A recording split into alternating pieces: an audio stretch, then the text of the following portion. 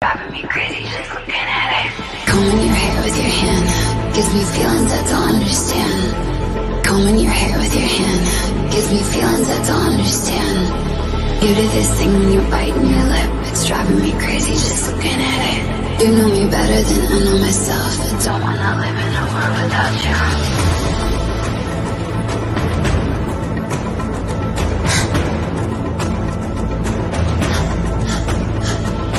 You do this thing when you're biting your lip. It's driving me crazy just looking at it. You know me better than I know myself. I don't wanna live in a world without you. World without you. Driving me crazy just looking at it. World without you. Driving me crazy just looking at it. You do this thing when you're biting your lip. Without you, driving me crazy just looking at it.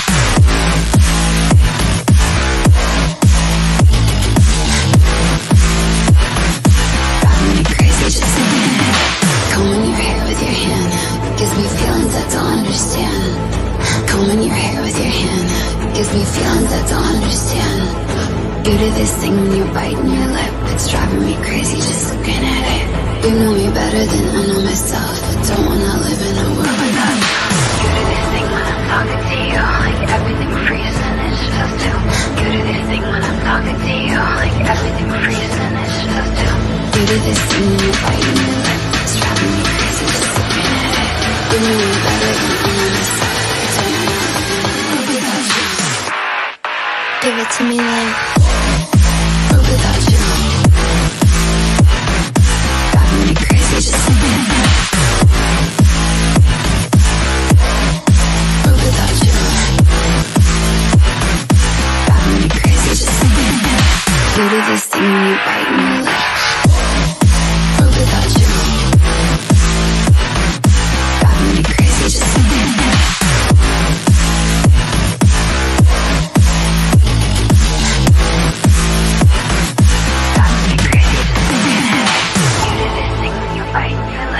Driving me crazy just looking at it.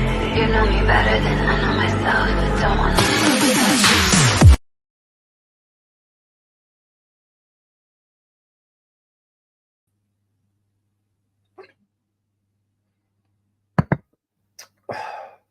Good afternoon, everyone. Well, that was frustrating to say the least, wasn't it? I mean, the first half, I would have thought there we was actually the better team in several ways, but clinical. Some of them just look like they couldn't even score in Amsterdam at the moment. It's just the tactics are just not working for me. Yeah, they're really not. But we'll get to that in a minute. I've got a guest here with me, good mate of mine on here, on a lot of other shows. Sure, you all know him. D-Trix, how we doing, fella? I'm good. How are you? I think pissed off is a bit of an understatement, mate, if I'm going to be truthful with you. Frustrated, pissed off. Just, I suppose you can just say same Spurs, different day, really, can't you? Yeah. You know it's a bad day for you when you're already light up your cigarettes before even like taking your time to roll and everything. Usually like it takes time, but then when you're already like started smoking, you know it's not a good look. Do you know what the mad thing is, mate? I don't even smoke that much. I genuinely don't. It's just either when I'm down the pub socialising or when I'm on here talking about football, I end up smoking like a flipping chimney. But anyway, what I'm going to do is say hello to a couple in the crowd. Sorry if I'm not 100% with it. Just go with the flow, basically. Right, OTC Werner, good afternoon, mate. Hope you're as not quite as pissed off as me, but I can presume you are. Right, was Maddison playing? Oh, Twinkle Toes there. He had the ball enough times and could have done something with it, and he done absolutely nothing. Can I answer or we're gonna talk about it later in the show? We're going to it in a minute, mate. I'm just saying hello to a Okay. couple of people. Usuals on there. Tom, how you doing, mate? 2 goals at the end makes fans believe we were good. Pathetic performance in a derby. Now, you know what? The 3-2, it does make it look better, doesn't it? I wouldn't say it was a pathetic performance. I wouldn't go that far. But again, same goals, different game. Maybe other people see it different. Everyone sees football different. That's the fun about it. But I'm just seeing the same problems at the same time. And for me, I don't even blame the players so much on this one because someone didn't even make an effort to change. But we get to that one. All right, Rob Frank, how you doing, mate? Completely self-inflicted because of this tin pot manager. I'm so close to being Ange out. Mate, I'm not far from it. But he deserves the season and he deserves his other transfer window to see if this man has got the capability of being a Premiership football manager, not a fucking Scottish football manager, a Premiership football manager. This is where we need to see that this man has got a pair on him and he isn't so one-directed and only got one idea. Because at the moment, I am really starting to struggle. But he deserves the time to have another transfer window, and let's see how things go for the following 6 months, because this season's done and dusted. We all know that now, yeah? He deserves that time, and he's going to get that from me. And I think he deserves his time. I think everyone should give him his bit of time. So, Daryl Denton, how you doing, mate? Probably pissed off as the rest of us. I know I keep saying it, but it's what it is, isn't it? So, sorry, guys, I'm Ange out. The eyes don't lie. I just can't keep watching and defending this. Yeah. Can I just answer quickly the comment, if it's okay? Go on. People say they're tired, can't keep watching this defense like that. But when we had a defensive coach, everyone said, "Oh, I can't keep on watching this." So which one is it? You asked for offensive, you asked for defensive. Which one is it? Fair point. We'll come to that in a minute, mate. Do you know what? I'll even write that one down because I didn't even think of that. Like I say, I'm just not 100%. I'm just not 100% with it. You need a yoga session. Yeah, you're telling me, mate. I need to go see the osteopath again. If I would have jumped up in the Arder when we scored that goal when I thought it was an equaliser, I nearly put my hand through the cupboard where I punched it in. My hand still bloody hurts. You know, when you get that bit of aggression. Right, and Tom, what you're saying? Need the Celso Kulu over Maddison now. It is definitely looking that way, mate. It is definitely starting to look it. Anthony Clark, big up, Dan. Come on, you can go full for multiply at the moment, mate. Don't take that personal. That's just as pissed off Spurs supporter. But yeah, you're right. Fair play, mate. Arsenal deserved that 110%. They were the better team. They were the better-minded team, and they had the better manager for the game. Samuel, your brother, how you doing, mate? Opal's good. I know you're only in the other room, but still. And your pizza will be ready soon, mate. Just be quiet when you come in and get it. Rob Frank, big up to you, mate. Ryan, Mac F, what have you got to say here? So many players dropping stinkers again. We have so much crap to get rid of. Ange won't be here this time next season if he doesn't adapt to the league. Mate, I'm 100% with you on that. Mike, how you doing, mate? Liverpool supporter. Yes, I'm sorry, people. I do have a Liverpool supporter as a friend. I've known him nearly 30 years, and he's a good mate, and big up to you too. But Liverpool screwed it as well, so it's neither in nor there, that one. All right, Ben Foster. Evening, Danny. Evening to you too. Evening, afternoon. Yeah. All right, R709. I have no words other than this set-piece coach out. Ange is on the suspect list. Big up, Dan. Enjoy your evening, bro. I will try, mate. I will try. Right, Scott M. Good to see you on here, mate. You're always on there. Is appreciated. And again, sorry if I just seem a bit agitated. I think we all are. Right, big up, Dan. You were bang on and handled yourself with class early on the show. The other guy said that we just forget about that one. I don't usually buy it, and either way. But cheers anyway, mate. It's appreciated. Right, I'm actually more pissed off that my 3-1 prediction to Arsenal didn't come true. Yeah, bare feed, wife, evening, husband. Oh, and how I love to be kicked out my own kitchen. Yes, you do. And Scott M. Dietrich, imagine the fans are saying we're lost because of bad luck and refs. Yeah, I saw it on Twitter. What? I saw it. And like Anthony says here, Dan, you got the midfield you wanted. What happened? I know. but they didn't do what I wanted them to do. They didn't do with him what I wanted to do. At the start, it actually looked like they was going to do with Højbjerg what I wanted them to do. But See that first goal, and it all goes to shit. So, but right, Tricks, mate, yeah, what the fuck happened there? what happened? Whole thing. What the So fucking happened there? you saw specifically that 2 weeks of not playing football made a huge difference. Not changed fuck all. I thought they learned the lesson against Newcastle, but clearly they played the same way, same tactics, and same stupidity every time. The only difference that I give him props, he removed some players like Bissouma that has been performing and Brennan Johnson, which I'll give him props. Mhm. But the only difference that I forgot who said it, that you had the players you wanted and look what happened. Yeah, You see that the was pretty much the difference? players asked for Yeah. on there. What Dan asked, he said, I want a number 6 that can play a destroyer role. But Højbjerg did not play this way today.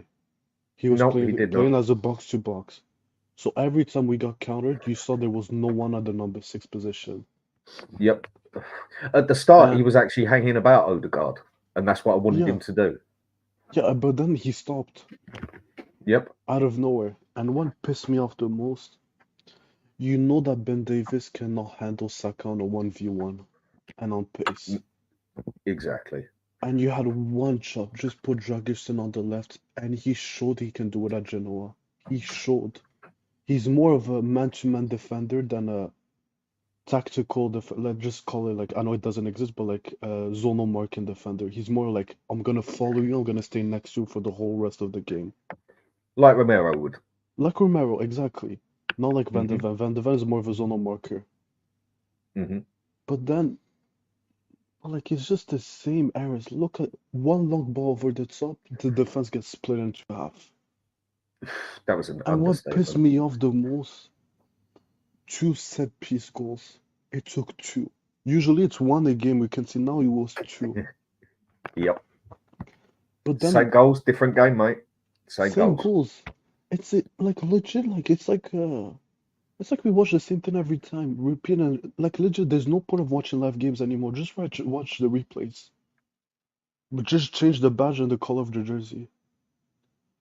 Well, and you saw, and people say we might sign Timo Werner for 15 mil. You saw how Don't even go trash there, he mate. is. You know, I was glad he got injured, and that's saying something. Yeah, I don't wish injuries on people, but No, I but I was hope I glad he hope did. I hope he never recovers for Spurs with that injury. I know it's a bad thing to say, but that's the honest truth. I've never seen such a wasteful player in my life. And people say, I know, like we need to have some serious discussion. Bentancur, I think Romero had a really good game. I was surprised. Overall, Yeah. Bentancur, I think he had a decent game. Like he's slowly getting it reps in.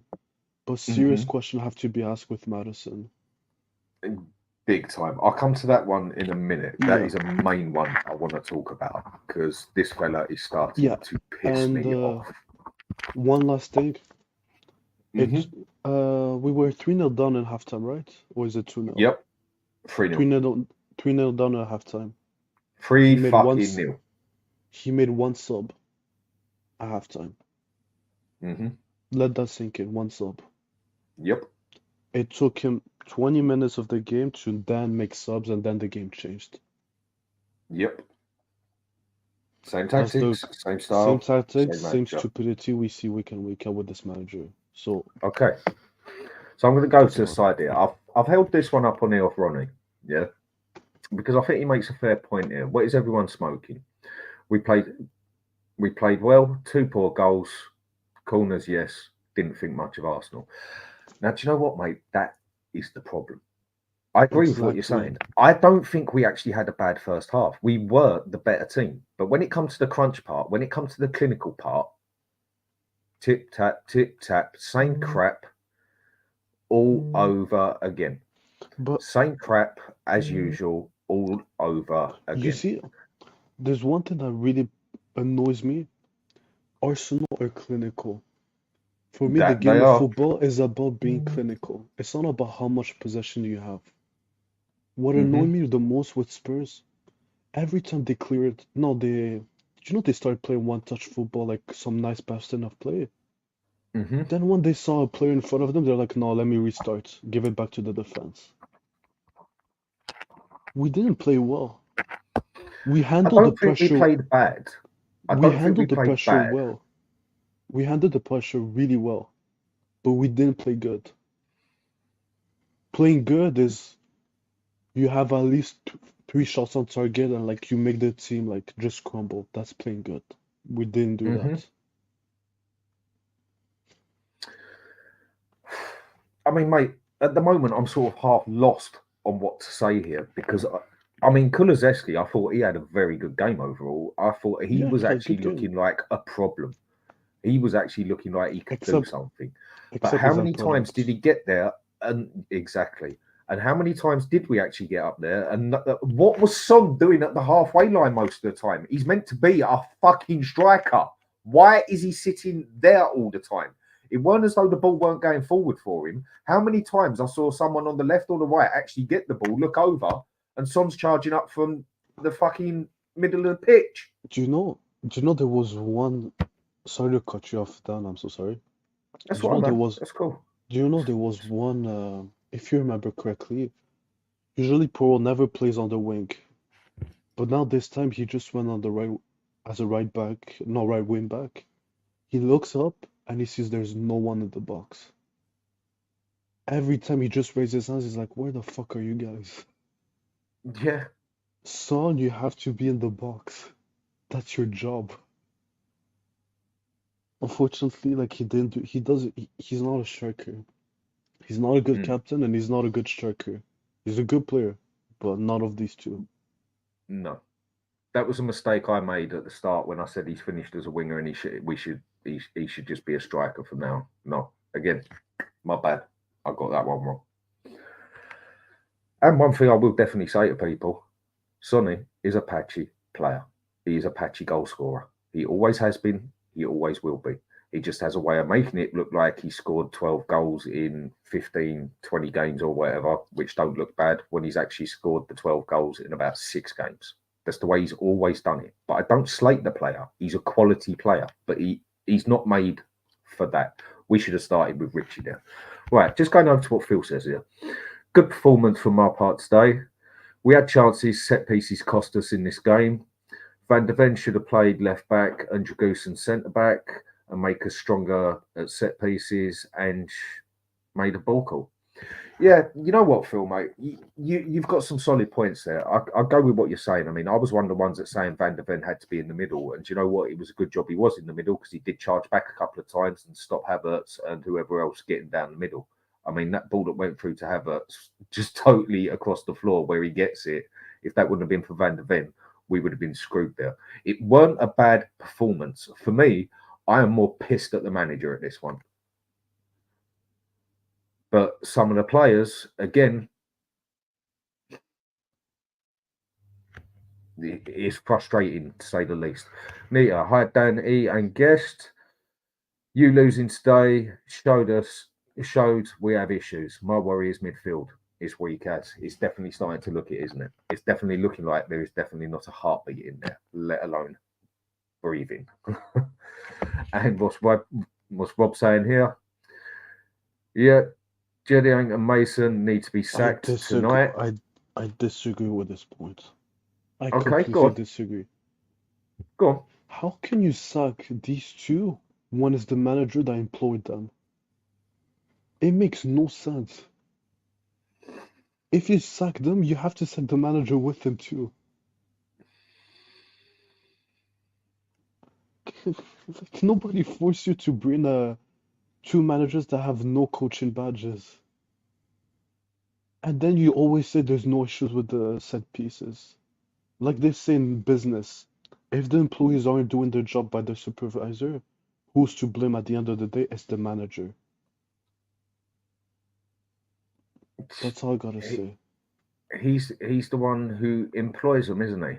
So, and surely he's the one who tells them how he wants his team to play. I would have thought. I don't know what goes on behind the bloody lines, but I would have thought a manager sits there, employs the people, and says, right, I want my team to mark like this or do this. You teach them to do that properly. That is how I would have thought it works. Maybe I'm wrong. Maybe I'm right. You're right. I honestly don't know on this one. No, you're right. Because think about it this way, just as an example. Mm-hmm. Let's say, for example, you remember Conte said, I want my goalie to play with the ball with his feet? That's the manager's instruction. The goalkeeper coach isn't like he's not forced to do it. But the manager always has a say to how he wants to see like his set pieces or his goalie has how to play. Yeah. But like he's not gonna train them. But he's gonna tell them his ideas and his philosophy, so it can translate on the players and the coaching staff. He is to blame. It's got to come from him, hasn't it? He's got to say how he wants it. Like you're going to stand there and say, right, go teach my defence to how you think they should defend. That just makes no sense to me. And just to prove on the other show, I'm not going to mention names, how wrong he is. If you look at his days at Celtics, the set piece was exactly the same way as we have at Spurs, but we don't have the same coaching staff. Mm-hmm. But it's the same. But he always played the same way with the set pieces. So you tell me, is it a coincidence or not? It's looking that way, isn't it? Right, Jeffman 777.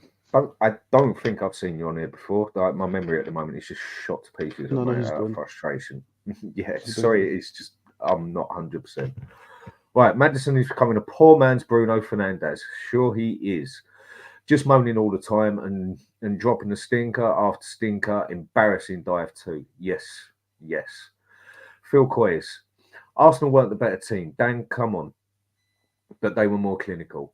And they were defending was on point for most of the part. So they were better than us. No, hang on. No. I'll go with Phil on this one, yeah? They weren't actually better than us. No, let me put this different. They didn't look better than us. But they was better where it mattered.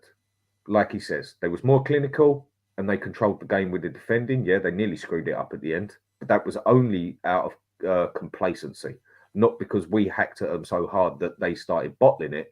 That was just out of pure complacency. I mean, that goalkeeper, if I was the manager, I'd slap him straight in the face. And if I was the other manager, I'd shake his hand and say thank you. But that was just pure complacency is the only reason we got 2 goals out of that. Pure complacency. Penalty, blatant penalty. Yes, I mean, it looked like a painful kick as well. I wouldn't wish that on a man. Come love nor money. That did not look like it was in a friendly place. I mean, he could have scored a penalty the way he kicked in there. But it is only because of their complacency that we even look like that we could get back into that team and into that game. And yeah, at the last, let's say 6 minutes extra time, yeah, it did get a bit nerve-wracking for him. For them, of course it would where they're 3-2 down. But then we decide to put our finger out and go for it. How you doing, mate? Yeah. You pissed off with the rest of us, yeah? Can you hear me? Sorry, because my voice is kind of yeah. Well. Yeah, you can hear me. Yeah, cool. Yeah, of course you can hear. Well, to summarize the game, really, I thought in the first 5-10 minutes it was quite frantic, but I did notice 2 things. Because where I sit west, so I can see what the managers are doing all the time. So I was watching them on purpose, right? So Arteta, I don't know if you noticed this, but he was directing every pass. He was going past it to Saka, like every time. And also, I noticed in the first 5 minutes, Partey kind of dropped and they made the 5. So I think they were expecting us to come out like we did. And I think his game plan was kind of weather the storm and then, grab a goal and shut us up, which is kind of worked, let's be honest, because we didn't really have a reply after the first goal. And I just felt like I was looking at Ange and the guy was just standing there. I just didn't see any reaction, you could see Arteta was directing them what to do. Like, it was pretty obvious. And I didn't ever feel like Arsenal got out of first gear in the whole game. Were you at the stadium? Yeah. I have a season ticket. Okay. But I just didn't feel like Arsenal got out of first gear. I just felt like they just sat and then just played on the counter. Obviously, they got their goals off the set pieces, but I didn't feel like we ever really threatened them, especially in the first half. The fans were pretty quiet. Look, Yeah. can I just stop you just a second? Yeah, that's fine. Brian Maguire, we need a leader. Son is not. No, he is not a leader. And when are people going to see this? It's no disrespect to the fella. I know a majority of people love him off for fair reasons. He's done immense things for us. He has been there when we've needed him at times. He's been an excellent player for us, and I do rate him. But is he a leader? Is he a leader? I mean, until we got that goal back, he was walking around with his head on the floor most of the time from what I was seeing on the telly. I can only see what I see on the telly, and every time I saw the picture at him, he's looking at the floor. Maybe makes a shout now and again. He is not the leader that you need in a situation like that. Maybe he's a good leader off the pitch. Maybe he's a good leader keeping everyone friendly with each other. But on a football pitch, that man for me is not a captain. But that is pure personal opinion. What do you two think on that one? I think Romero should be captain going forward. Because even the manager just came out and said like his mentality, he wants to put it on the other players. I think Son is a good person to keep the players happy. Yeah. Like keeping a friendship, but on the pitch, I've never seen a player that never opens his mouth like him. The only player I saw doing anything like that was, and it's weird me saying this, but was Højbjerg, really. I mean, in the first Romero. Romero was pretty loud on the telly. Yeah. But Son, I mean, me and Dan have always agreed on this. I didn't want him as a Spurs captain in the summer. I thought it was a publicity stunt, personally. But yeah, we lack leaders, I think, all across the pitch, really. I mean, when you're down, right, Son is the last kind of person you need around, because I just don't think he's the kind of man to grab you and to say, look, fucking wake up. Yeah. Like, we're 2-0 down. You know, sometimes it's not like that. Yeah. In these situations, again, I look on football of more due to age, whatever. I still look on football at its prime, 95 to 2010 sort of thing. I remember captains like, and I keep repeating the same ones, like Gattuso used to be a captain. Used to love him as a captain in Italy. If anyone on that team that he was on even did not give 110%, he used to get up and scream in their face and literally not far off, grab them up by the neck, get your fucking act together. Roy Keane, Patrick Vieira, even Steven Gerrard, even Lampard when he captained a couple of times, and John Terry when he used to do it all the time. Straight in your face, straight telling you about yourself. With Son, you feel like he's going to come up and smack him on the arse and just say, come on, boys. Give him a kiss on the cheek. Maybe modern day players that'll work. I don't know. But that is not what I would want as my captain. I'll just add a quick point on this. I think we need one player that's a leader. But for me, our biggest issue is not leaders around the pitch. It's consistent players. We don't have consistent performance. We never have that. We never had that in a long time since the Poch days. Just a quick one here, Matt. I don't think I've got your number on WhatsApp, but what I'm going to do, if you're still watching, Matt, I'm going to put a link down here purely for you to jump on, because I know you all have a good opinion on this one. So there's a link purely for you, Matt. Just put it there and then at the bottom. It's easier than looking through WhatsApp and trying to find your name and everything on there. So go on, you were saying, Dietrich. Sorry, mate. No, just saying we don't need leaders. We need consistent players, and we don't have that shit. For example, like players like Madison, Son. We need players like Romero and Van der Ven. Week in, week out, give us this, and Vicario. They're always good. I mean, Van der Ven saved the arse about 5 times today. I know he's the same as he does every game. Yeah. He looked like he stretched his hamstring again. It looks like he stretched his hamstring. I genuinely believe without Van der Ven, we were probably mid-table. I mean, honest. I think it's Vicario, the way he saved. Yeah. Well, it does look that way, doesn't it? It's how many times, how many games, same problem every fucking time. That man is going to end up with no hamstrings if he keeps playing at bloody Spurs. But he even stopped the last run he made. He just went on the floor and Vicario told him, like, stand up, like, last minute. And the guy was like, no, I'm done. takes him 3 runs, and then he's like his hamstrings is like his tore Yeah, I agree with Rob, by the way. Ben scores probably our best midfielder in the first half. because he's a coolest Yeah. manager. I mean, some serious decisions have to be made here. Seriously. I mean, because something is not working in this style. I mean, the way Ben Davies, we all knew before this game that Ben Davies was going to get fucked over royally. We all knew it, that he was going to get screwed up. And it's not even his fault. It's not his fault. I mean, the way he got caught with that ball, there's one side of it that says, couldn't you see something coming? But then the other side, why was he where he was? Because that's where he's been told to play as a fucking inverted wing back. That's how I see that one. Maybe I'm seeing it wrong here. Someone do tell me if I am. I'd love to hear the other side to it. Is that we all predicted it would happen, and we're not even coaches, yeah. Like Arteta could see it, and obviously exploited it because I noticed most 90% of their play was on their right hand side because they knew if you Saka 1-on-1 with Davies, he's going to cook him, and the goal was just inevitable. That I felt was going to happen, whether it was like the first, the 10th, the 20th, whatever, 30th minute. He was going to cut in, he was going to shoot, and this is why I was very vocal at playing a back 5 because at least you've had Van der Ven on Davies. He was so insistent on playing Davies, right? In his press conference, you had Davies and Van der Ven on one side. At least it would double up on Saka when he tries to cut in or something, or do something about it. But he doesn't change anything. So, and playing this high line, I think today was just inevitable. Do you know the worst thing that shocked me the most?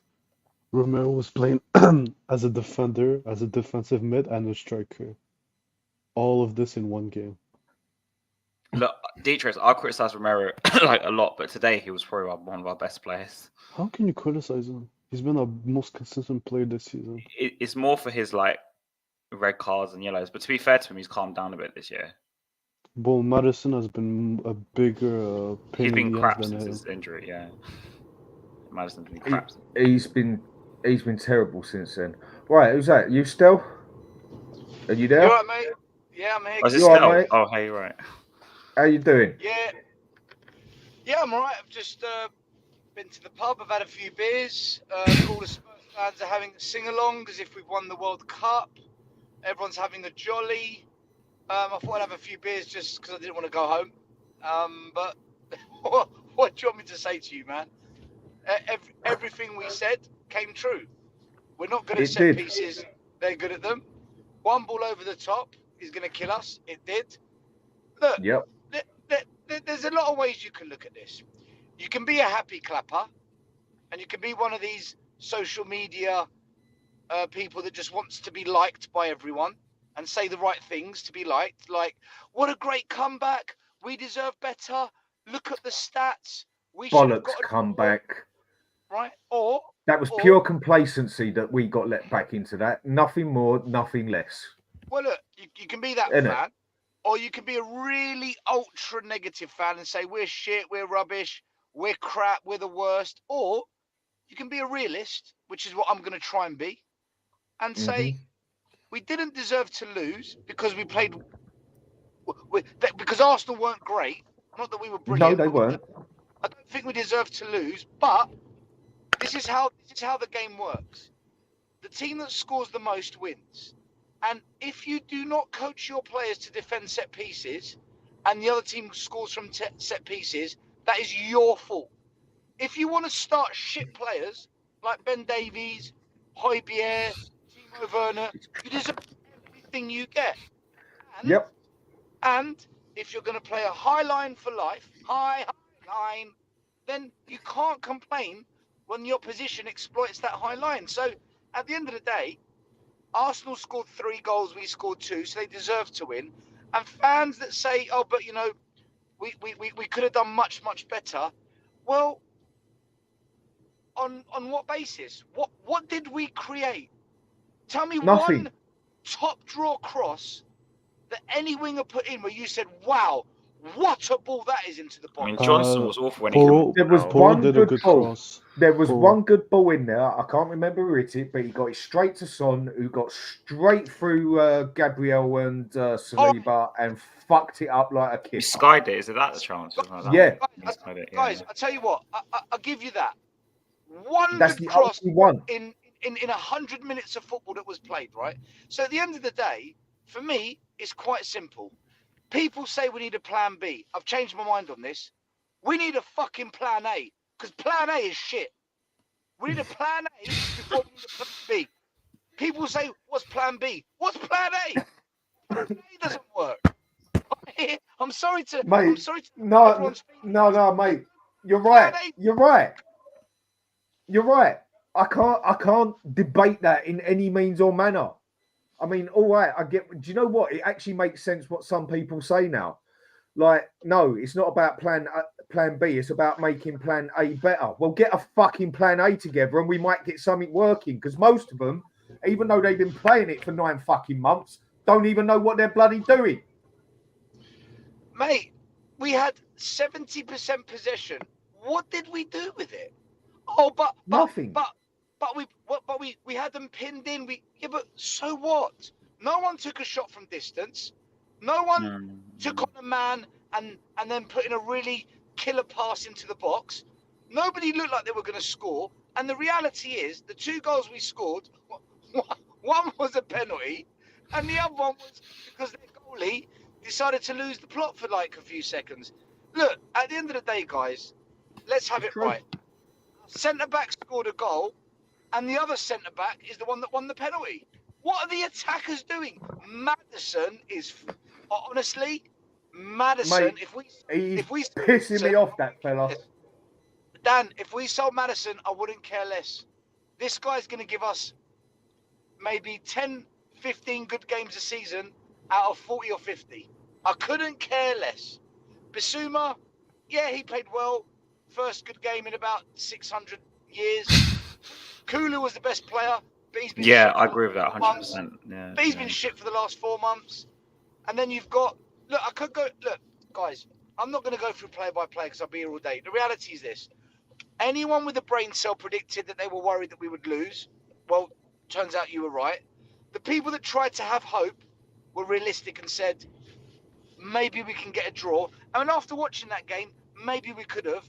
But the absolute delusion and the absolute blind faith that the majority of the fans in this club had, saying, we can beat Arsenal, I predict 2-1, I predict 3-2.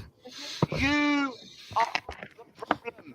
You are the problem. Because you buy into this crap. Right? Look, if Ange wants to carry on with these tactics, he'll get sacked next season or the season after. If Daniel Levy wants to keep buying 9 players with the transfer budget instead of 3 or 4 top quality players, then he will have to sack another manager and another manager.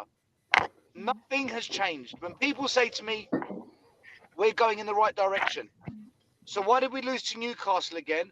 Why did we lose to Arsenal again? And why are we only in a top 4 race? And why have we crashed out of all the domestic cups? We are not. They've done to us exactly what Newcastle did. That was the thing that really pissed me off on this one. They did exactly what Newcastle did to us. And Ange still didn't change fuck all. Nothing. What is it? Just me seeing it with this manager, or am I genuinely just one of the only ones thinking, okay, we give him 6 months of next season. I'm saying that, and I'm gonna fucking stick to that, come love nor money. But this prick doesn't seem to have a clue on how to do football in any other way. Dan, Dan and Stel, I think you guys make 2 great points. Sorry, because I had a massive argument with someone at half. Like, so you know when they scored the second goal, I walked out, so I was like, I'm not watching this shit for another 10 minutes. And then I had an argument with someone outside about the game, and I was like, why the fuck did we not go to a back 5 and all this? You know, I was saying about before the game. Goes, oh, you're saying in hindsight, blah blah blah. Goes, this manager doesn't fucking change it. What are you expecting to happen? And he goes, no, but if you went to a back 5, we're too defensive. This guy goes to me. He was some random fan. And he goes, we're too defensive. Go to a back 5. But I go to him, did you not watch Villa versus Arsenal and the way Villa played and they got a result? It's like, people justifying this shit because it's just attacking football. That's it comes across to me anyway. No, this is why we'll never succeed as a fan base, because we have a bunch of idiots that watches this game. They only care about a day out. They only care about like watching their friends, like touching each other's in the bathroom. That's the only care they do. But my problem is, I told fans from the beginning, this manager is a clueless bastard. He's a con man. He only uses mates to make everyone love him. He doesn't know what he's doing. But we have people like Stel. Remember when I had a debate with him in the past, and he told me, give him his players, give him this, give him that. Well, now when he's gonna have his players, give him Maldini, give him Ronaldinho, give him Messi. He's not gonna do jack shit. We'll still concede 2-3 goals a week, D-Trox. I Concede guarantee that. 2-3. That's a good week. At least 10 minimum. It's looking that way, isn't it? I mean, honestly, right. So let's get to a point here. Everyone's saying Maddison. What are we going to do with this fella? Can I? Because he really seems to look like he ain't got a clue. I know I've been talking a lot. I'm so sorry, guys. Maybe it's 'Cause I fine. just As much as you want. I'm so sorry. That's what you're here to do. I even told Dan at I think it was when he came back from injury when I said I think he might be a flop of this season, and everyone cussed me saying, "Oh, you're not a fan. You're too negative." I told you this guy. Gotta be careful. If we sell him, I'm not against it, but he's been a flop. Hey guys, I only got a couple of minutes because I only have, I guess, 15% on my phone. But go for it, mate. How you doing? Apart from being extremely pissed off. I'm to be honest, was a little angered, but I'm actually doing okay. Two things I want to say. Number one is today is pure evidence that quantity over quality is a huge problem. And to have possession for 78 minutes, can you imagine if we had quality? I mean, these are things that City wants, that Liverpool wants. Mari, that doesn't defend shit tactics, bro. I love you to bits. You know I do. We do a channel together, but these tactics, zonal marking for set pieces, they had 2 weeks to prepare for the best set piece attacking team in the league. What did we practice for 2 weeks other than let's do the same?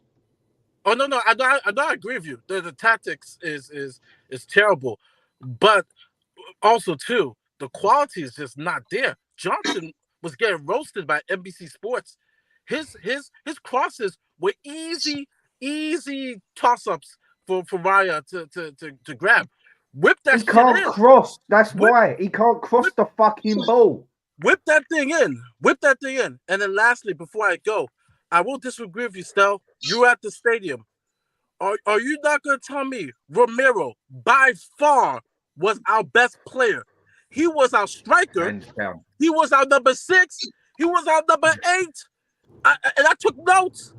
This guy had 2 shots in the first half that hit the crossbar, really trying. He should have scored 2 of those headers. Should have scored 2 of them. Oh my goodness. Then his progressive passing. And I say this, I'll say it again. He's Argentine. They teach these guys. His progressive passing from the back.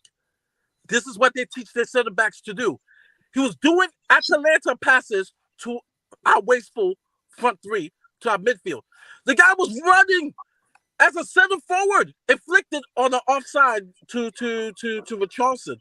Even before the goal at halftime, he was our highest sofa score player. And at the end of the game, he was the highest player on our team and higher of all the center backs between both teams. Today was a day where he came and showed up from last game, the Newcastle debacle, and said, "Yo, this is a big game." I almost felt like Romero was wearing Argentina colors because today, him along with Kulu, right? Today they showed up for the badge, but today our man of the match, because I want people to apologize. He's only had 1 red card, and this year, stat-wise, he has been one of the top 5 center backs.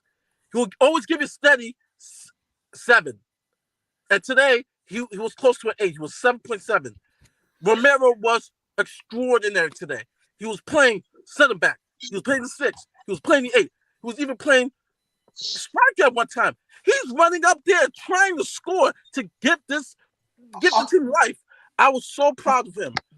I couldn't rest get of it the around team- my head what he was doing up the other end of the fucking pitch sometimes. I'm thinking, why are you even there? Why isn't Son or Richie like that? Yeah, he saw the need. He saw the urgency, and I was just like, kudos to him. The rest of the team, I will save that for later. For the show because I only have. Yeah, I'll see you later, No, Maury. that's fine, mate. That's what I'm letting you say. What you got to say, mate? Yeah, but other than that, guys, I'm like checked out because first of all, top 4, it was already done after the Newcastle game. But other than for content purposes, I'm watching, but I'm done, and I felt that way last season, so it's no different. I'm checked out. I'm checked out. Yeah, but Mario's gonna be the same done and shit next dusted. season. It's gonna be the Quick same question shit. for everyone. What Brian Maguire says here, yeah? Dan, who would you have as captain? Me, my captain, ideally, the way he acts on there is Vicario. But I just can't have a goalkeeper as a captain. So for me, I'm now going to take a step back on a couple of things I've said. Romero, he's got to be the fucking captain. Right, Dietrich, and I'll go along. What do you reckon? I never want to see Son captain ever in my life. He's the worst captain I've ever seen. Even worse than Lloris. That's saying something. So I would take Romero going forward. Okay. Haz, who's our captain? Who would you have as our captain in that team? Captain, main man. It's very hard to pick. I'm still sticking with what I said before. Bentancur, I think. I'll probably put Bentancur as captain. I could. Right, Lily White, welcome, mate. I'll come to you properly in a minute with a couple of things. Quick question, though. Who's the captain? Because sure as fuck it ain't Son. Yeah, good to see you, Dan, and everyone else on the panel in the chat. I think Romero. I agree with you. I think today even showed it all over the pitch. You look like one of the only players who gave a shit in that second half. I think one thing you're always going to get with Romero is he fights for the club, and whether that's to his detriment, whether it costs him or not, he'll go in there and he'll give it his all. You can't say that about a lot of other players in that team. No, I agree. Maury, I doubt I even have to ask you, but who would you have as captain? My answer. Yeah, you already know my answer. All right, guys. I'll see you guys later. I'll see you later, Yeah, Maury. I'll catch up with you later, mate. I was going to ask Stel there, but right. So, I got another guest come on here. Elias, how you doing, mate? Big up, stuff like the rest of us? Right, quick question for you before I go to everything else. Captain, sure as hell it ain't Son. Who is it for you? Okay, I'm okay with Sonny as a captain, but I think given the intensity that we see in the Premier League and the kind of personalities we see, I think he doesn't just suit that caliber of players and all that. Like I think as a South Korean captain, he is really good, but for Spurs, I would say he isn't there as a captain, given that you have big personalities in the Premier League and all that. So I would go for maybe Romero. I would say, yeah. Because he has that acumen, like he's a World Cup winner, and he has that sort of personality, and he's commanding on the field as well. He has that personality, like an old school Roy Keane that I keep saying, like a Gerrard, like a John Terry, who ain't just going to come up and give you a kiss and tell you to do better. He's going to slap you in the face and say, "Pull your finger out." Yep, exactly. Like I would agree with you. One other one, like really. I would actually even have Vicario as captain, given the way he performs on the field. Like that guy, he has that presence on the field as well. But as a goalkeeper now, we all know that captains, not the thing. We have seen with the Reese as well. There's a big gap in the communication throughout the whole of the team. So I wouldn't go for a goalkeeper captain again. No, I can't go for that. And you know, I was one of the ones who said no to Romero's captain, even though he's a captain material in every way I look at it, because he's too erratic. But ever since that red card and that Chelsea game, he's kept his head together. And do you know what? Bollocks. So what if your captain gets a red card now and again, yeah? Because that's sort of, for me, that comes for half of what I want my captain to be like, but not a stupid red card. I want him to get a red, if he has to get a red card, not that I want him to, but if he has to get a red card, I want him to get a red card because he's putting some passion into it. I want him to get a red card because he's getting pissed off with the team. Yeah, it's going to happen when you've got a bit of a heavy-minded player like that, where he's going to make a moment and whatever. But mate, Son's got to go as captain. He's got to, surely. I know people love the fella off. Like I said, I think he's a top man. But he might be that nice fella next year, give you a kiss and tell you how to, like, come on, mate, it's all right. Life's going to be good and everything. I don't want that as my captain. I want my captain to have a pair of bollocks on him. Son can always have that sort of like a leadership role in the team. No, he doesn't have that leadership. Son's too nice of a guy. Like, when things are going well, it's good to have him as a captain. Let me finish my point first. Sorry. Leadership just doesn't mean that you have to be always tough. At times you have to work on leadership in a different way. Sometimes 100%. And sometimes you have to be encouraging depending on the phase the team is going on. I think Son as a player, he's just always a very discouraging sort of a player.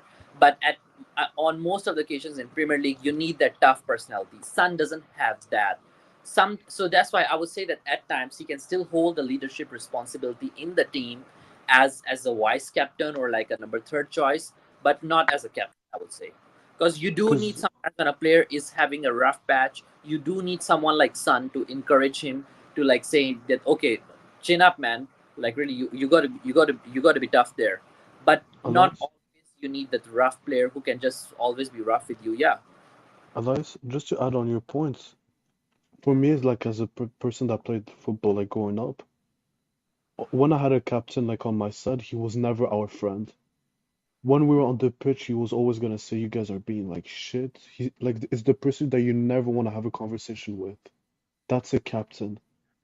But Son, like I don't know what did Ange see in him for like saying, "Oh, this guy like if things go wrong, let me trust him with the leadership." That doesn't work. Yeah, but Dietrich, we are talking about now a different generation of players. But that's why we don't win shit. You have to care because this generation is not like the millennials were different. The Gen Zs they are soft in their nature. Company was with the Company was with the Centurions, and he was the biggest bastard like everyone like ever played with. Sorry, Company was with Gen Zs? Are you kidding? The Centurions with City when they had 100 points. Yeah, he was. That's right. Yeah. Now look, you see what Elias is saying, yeah? I can make you sort of right on what you're saying, yeah? Because these days, I'm not going to turn this into a political thing, yeah? But these days, we all know this world is full of fucking snowflakes, hands down. Call it whatever you want, bad attitude, I don't give a shit right now, yeah? You're right on what you're saying. It's so soft out there that after players and that, you feel like you poke them, they're going to pop. But maybe that's where they need that bit of toughening up. So what if the captain or even the manager has a shout at them and it brings a tear to their eye? I really don't give a fucking toss. Yeah. I really don't. He's getting paid 100 grand to play football. Then play football. Stop doing your fucking eyelashes. Yep. That's not having a go at you, mate. I'm just frustrated. Yeah. No, I get where you're coming from. I just mean that I think man management cannot always be consistent. Sometimes you have to manage the man depending on the personality. That's why you all have different type of personalities in the game. If you have a player who is a bit of a softie, you can't just approach him in the same way. So that's why you need different type. I understand. Different people, different tactics, isn't it? Yeah. Yeah, finish what you were saying. I interrupted you. Sorry. Yeah. That's what I say. That I think different personalities need different type of style. So I'm not just for that fact that you just have one sort of a leadership style in the camp. You need to have different leadership styles as well in the camp to like sort of manage the whole team as a whole, rather than just managing one with a consistent approach. I get that. I do get that because it is just such a soft place in general out there these days. But we won in life again today. Sure as hell we did, mate. Sure as hell we fucking did. I just want to sorry. Carry on. Go for it. No, keep going, man. Talk about what you want. That's what you're here to do. Talk. Yeah, sorry. You know what you were saying about needing different personalities for different sorts of people and that sort of thing. I remember with Jose has made a massive comment. I can't remember when this exactly was, and he was saying that players nowadays, they all care about social media and all that sort of thing. But does that mean that that's why they picked a captain like Son, because he's so like soft with them, rather than like another captain who, like Dan was saying back in the day when they had, you know, the Roy Keanes of the eras. Is it just a symptom of like just what players are like now? If that makes sense. And I don't agree with it. I want a captain more like what Dan saying, but is that why Son was picked as well? Because he's kind of a person that if things are going well, he's great to have around because he'll be all happy and keep encouraging the players. But when things are going badly, as someone noted in the comment section, his head went down. He wasn't the kind of guy to grab them and say, "Look, you've got to fucking wake up." Yep. The way I look at it, is how should I describe this? Look at it like the army, yeah. You can go into that army soft as shit, and you can come out hard as old nails. So surely you can be. I get it when you've got a young boy coming through, 17, 18 and that. Yeah. All right, maybe the screaming and shouting ain't always the best idea, yeah. But come on, toughen him up a little bit. Don't keep him in this little bubble to be this little sponge, whatever, and that comes out and cries as soon as he can't score a goal or whatever. You can toughen them up. I get certain people you have to deal with certain ways because everybody is different. That's what makes the human race unique, if you want to put it like that. Yeah, I haven't got the best way of putting it with words. Definitely not at the moment. And I understand that, but I don't want this player to stay. I want a captain there that is gonna man him up a bit, grow a pair. And at the moment, it just looks like 9 out of 10 of those players, they just got no balls, mate. They just got no bottle. They haven't got no aggression. Mute your mic, Elias. And I think also with Jose was saying that, Kane was referring to Jose about something. I can't remember exactly the comment, but he was saying that he expected players to be professional and say keep it themselves, get on with their shit and stuff like that. Like nowadays, as he found out at Spurs, then players don't do that. So we need a captain, like Dan's saying, to give them fucking instructions every day, scream at them. Managers like that, like Conte, who in the end they didn't like because he was too we always said about Spurs players being snowflakes and being like, oh, I don't like this guy's tactics, or I don't like how the way he manages and all this. And we get a new manager in. But we need people who give the hard conversations to these players. Otherwise, nothing's going to change. You need players and you need managers. We have hard conversations with these players. Look at Pep. He's one of the greatest managers to ever coach. And he's not the nicest person in the world. He's one of the he's like Conte. On the pitch, is he? He's always angry. He always screams at his players, and the players take it. When he starts, do you remember when he screamed at Haaland? Haaland just listened and said, "Yes, I made a mistake." If it was at Spurs, they'll start crying and go to their wife and say, "Oh, I can't play here anymore." Like a bunch of pussies. Why do they listen to him? Because they know what he's talking about and they respect. Because they know what it takes to win. Yeah, they know the feeling. We don't know shit. No, half these players wouldn't know what win means if he slapped him in the fucking face. I'm pretty sure if you give them a trophy, they don't know how to react. That's how bad it is. You know what, mate? Honestly, I just think you smashed that nail straight in the head there, mate. Seriously. Oh, mate, this whole thing. Yes, it's the Arsenal game. Of course, we're going to be more pissed off, but I expected more passion than that. Yes, we was the better team on the twinkle toes, this and that, and tippy-tappy about more possession and that. But possession does not win you games. Have a wild crack at go. Do something. Take a fucking chance. Stop sitting in front of your own goal and taking chances to the point where you knock it out to the side where Van der Ven thinks, fuck, what do I do now? Because he's got two players on him and he has to kick it off. But on the other end of the pitch, we won't make a chance of a pass unless there's a very high chance of it working. I don't get this. I really don't understand it. Why do we take more chances in front of our own goal than we do in front of the other goal? Someone. Anyone. Add on to that point that you just made. You just hit the nail on the head. You know, when the game started, I could tell that Arsenal came in with the right tactics. They know that we will get the possession and we will actually screw up. They to a certain They extent, didn't- I yeah. even 100%, Leah, Elias, that 100%. Yeah. they even gave us the possession that we will actually play the ball here and there, dilly-dally, and then we will screw up in the end, and they will take that advantage. Like, that's something that we were trying to. So me and some other content creators, we were trying to tell everyone the last season during the Conte era, when people were saying, "Oh, we are playing too sort of like the counter-attacking football and all that." It was counter-attacking, yes, but these players, they are not that kind of players who can actually create something from nothing. They can create. They can be creative enough in any areas. That's why you have to play that counter-attacking football. That's why you had those managers crying out, unless we actually fix the creativity issues in this team, we cannot play possession-based football. I think we would be deluded if we think that this team can actually play possession-based football. We don't have the right mindset and the right players to play that sort of game. And the They're too teams know it, predictable. and they even give us possession. Yeah, sorry, Robbie, you were saying something. Sorry, mate. We're just far too predictable, I think. I watch us, and if you're a manager setting up against Spurs, you know that we're going to invert our wing backs in every game. You know that we're going to play a high line and try and exploit the overload.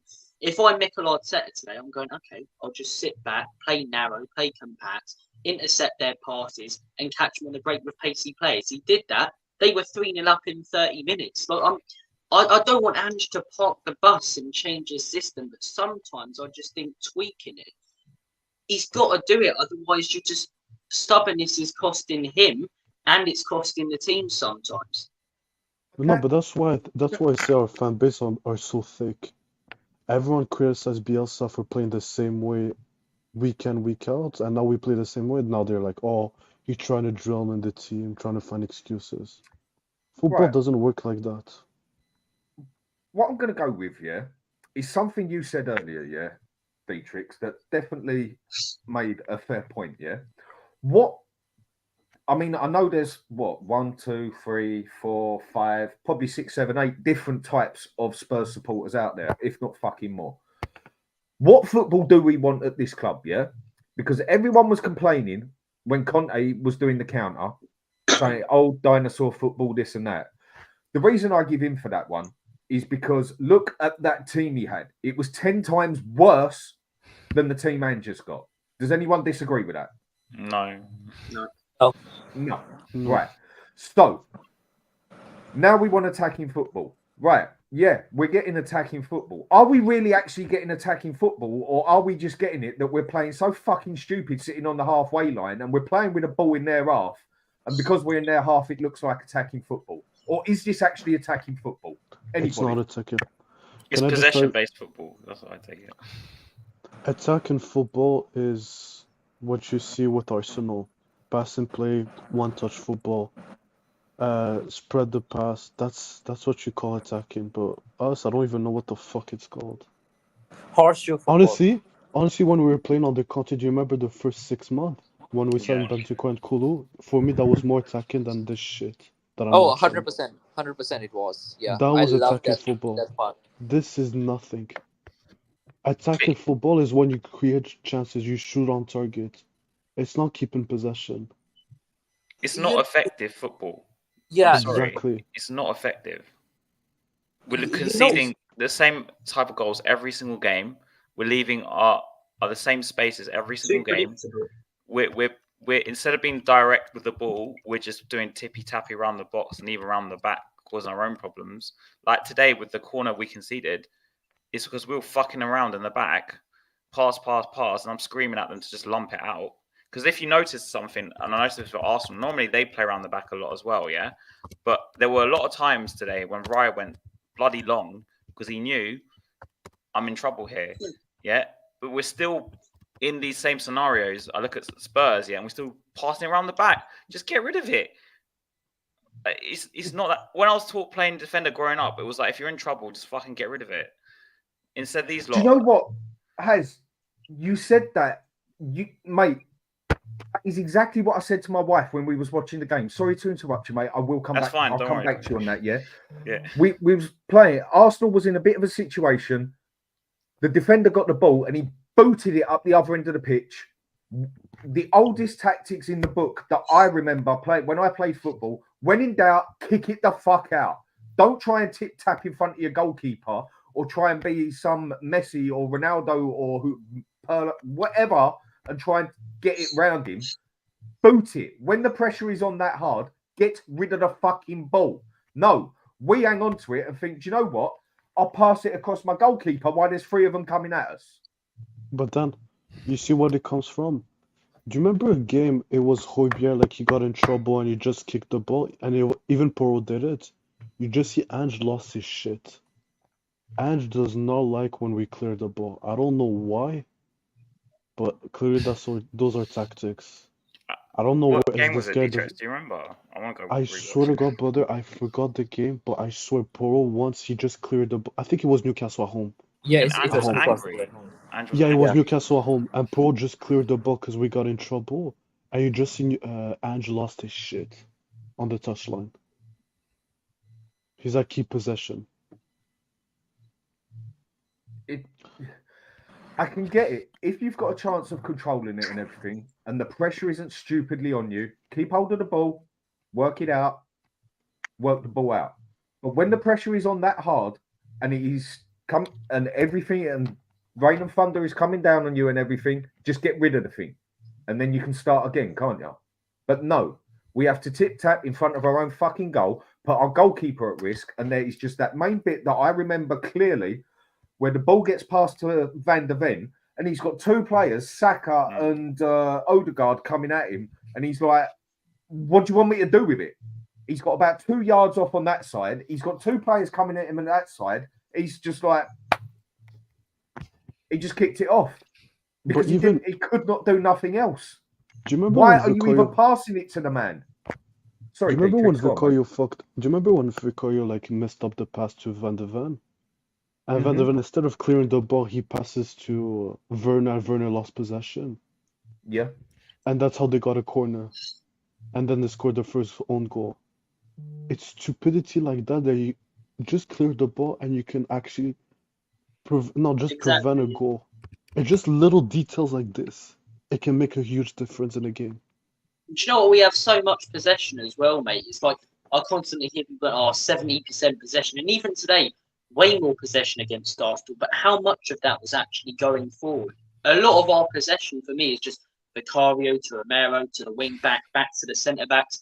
And what really got me today was it felt like every time we tried to go forward, and a few times they committed players forward, Arsenal, and we played through them, and it was probably 3-on-5 or something. And then we decide to pass it back, and they regroup, and they're all compact again, and then there's no breaking them down. It's just so slow on the ball. Maybe there is the attacking intention there, and whether Ange is telling them to or not, I don't know. But just how slow we are, and how, it feels like sometimes we're so focused on keeping possession that we just don't create as many chances as we should when we have the ball in games. Do you know what the worst one that annoys me is when we recycle the ball? That's the thing I fucking hate in football. Take on them, man. You're getting paid at least 6 figures a week. You're capable of beating your man 1v1. It's one of the easiest things in football is beat your man 1v1. Not every time, but sometimes. It's easy. Yeah, the other part is that we simply don't play long balls. Like, I don't know why we have stopped doing that since the last season. I would want to see some long balls when you are in the situation. Your defenders are being marked. Play long balls, guys. Like you have more opportunities to score from long balls. And we saw that actually we were creating from long balls. I think there was one long ball today that was through to the Sun, and Sun missed that goal. If we play more of those long balls, I think Sun is good enough to pick up those runs, and I think he could be scoring more. But none of our defenders or even a goalkeeper right now play long balls. I hate to bring that up. Right, Elias, one thing, I just have to stop quick. Fellow I know, Matt Hart. Cheers, mate. It's appreciated. Thanks a lot. You just said, get me, son. Yep. It's just I'm a bit behind on the things. What I've done on Facebook is put you the link on there. As all you got to do, mate, is press it and it'll roll forward with itself and that. But try and show your face. People, I warn, it's an Arsenal supporter coming on here. Yeah. Elias, I'm so sorry to cut you off. It'd be interesting to see what he's got to say. Go on, Dietrich. Yeah. Sorry, mate.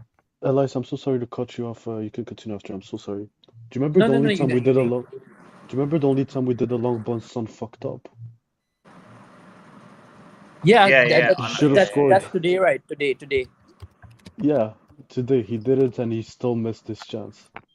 Yeah, so So that's why I'm saying that you should, if you see that long balls are sort of like working for you, at least it's giving you a chance. Play more of those kind of things. Try something different. And I don't think long balls are even like that risky. You're playing a long ball into their area. It's not even a risky sort of a pass to make. So try some things like that, and maybe who knows that you could be scoring goals. You remember when we were under Conte and Mourinho, we actually scored a lot of goals from these long balls through Son, and then Son would pass it to Kane. The most of the assists and all came through that. Like, why can't we try doing that?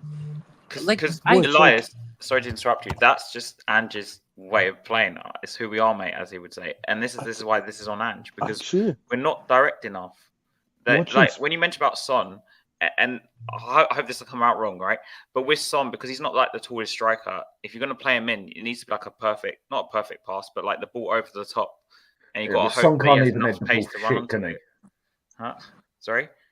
Son can't even head the ball for shit. There's no point. Yeah, exactly. So a long ball is not really going to help him unless it's on his foot.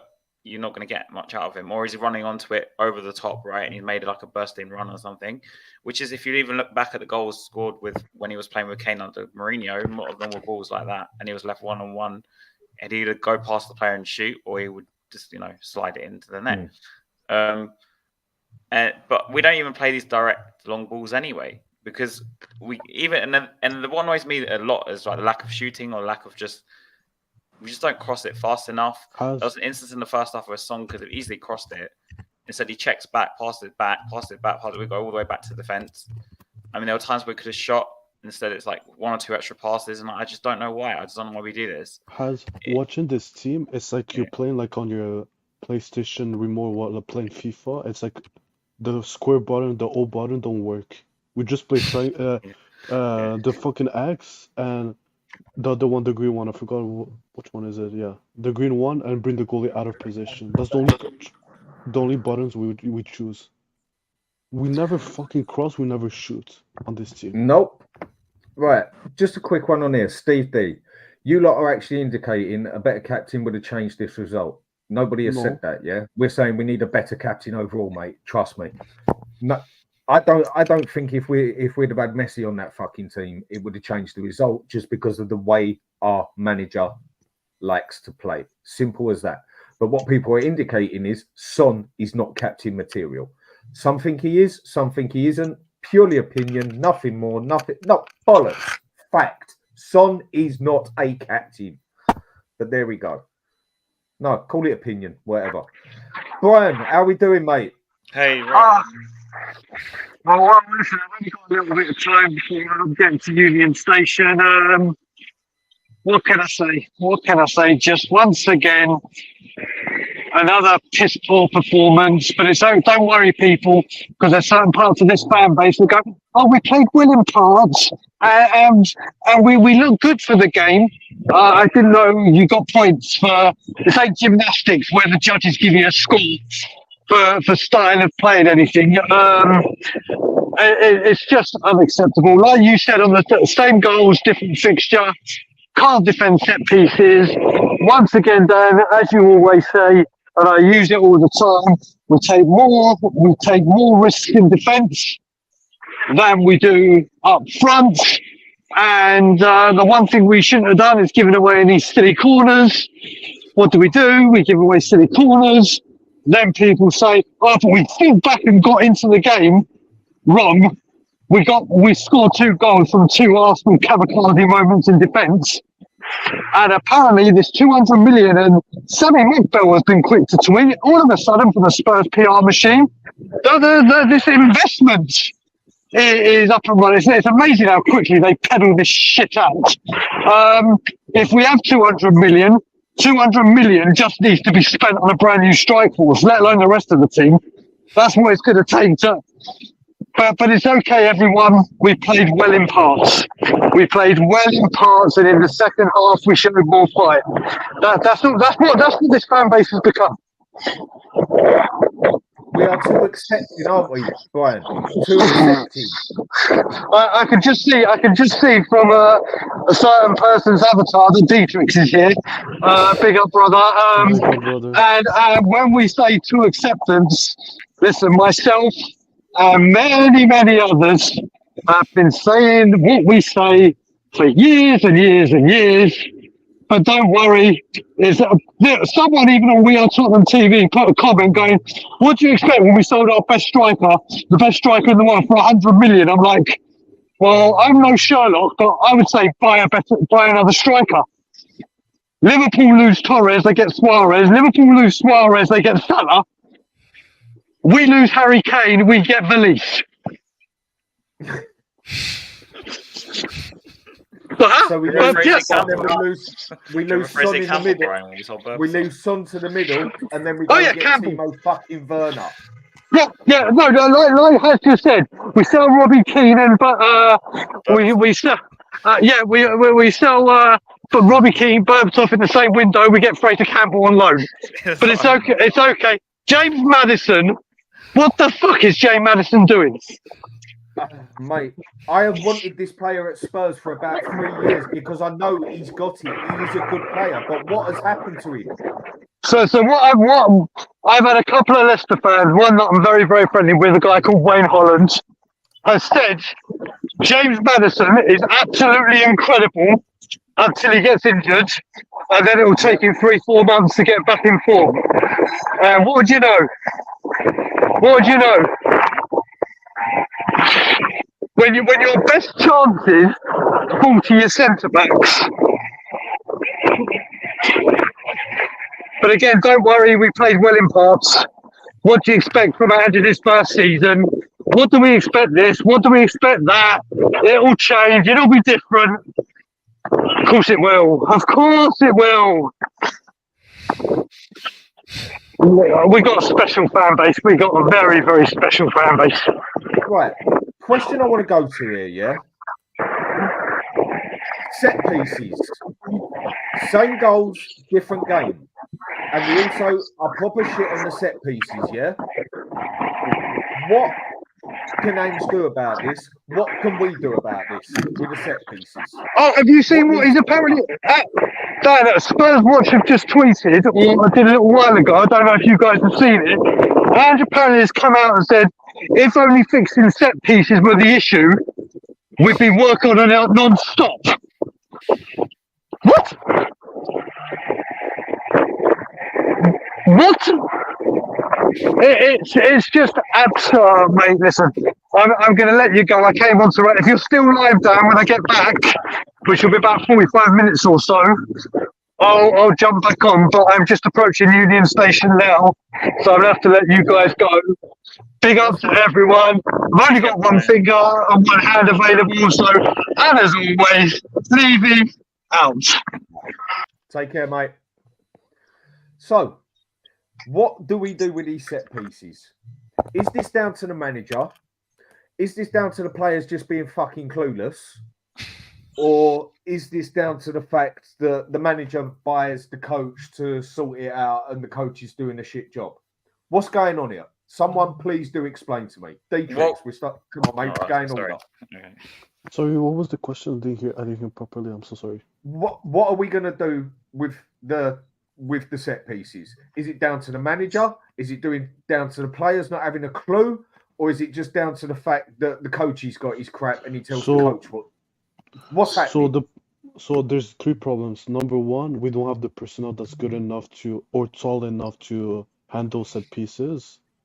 That's number one. Number two, you employ a fucking rookie assistant manager that doesn't know shit about set pieces compared to the old guy we had under Conte. And number three, this is a reflection on your team, Ange. You neglect defense in general. So the way we concede on open play is the same way we concede on set pieces. Leave the man alone, let him score by himself, and hope that Vicario pulls a wonder save. So it's the mix of all three, but it all comes down to the manager. If you want this shit to stop, fire the manager. Because clearly he doesn't give a shit about the defense. It's either he doesn't give a shit or he hasn't got a fucking clue, has he? No, he doesn't give a shit. He just doesn't care. He believes score more. If they score set piece, let's score another set piece. That's how he believes. He's a deluded con man. Yeah, That's all I listen, gotta say. I'm actually never in the favor of sacking managers over and over again and restarting the projects and all this. But lately, I'm getting slightly fed up with the sort of mentality that this manager is bringing in. Like I'm just not feeling very comfortable. The way he's approaching the club and the way he's doing things. It seems like it seems very uncomfortable. Like I don't think that he is the Premier League type of manager who can win things, who can bring us to the glory days and all that. And I'm getting very dubious of him.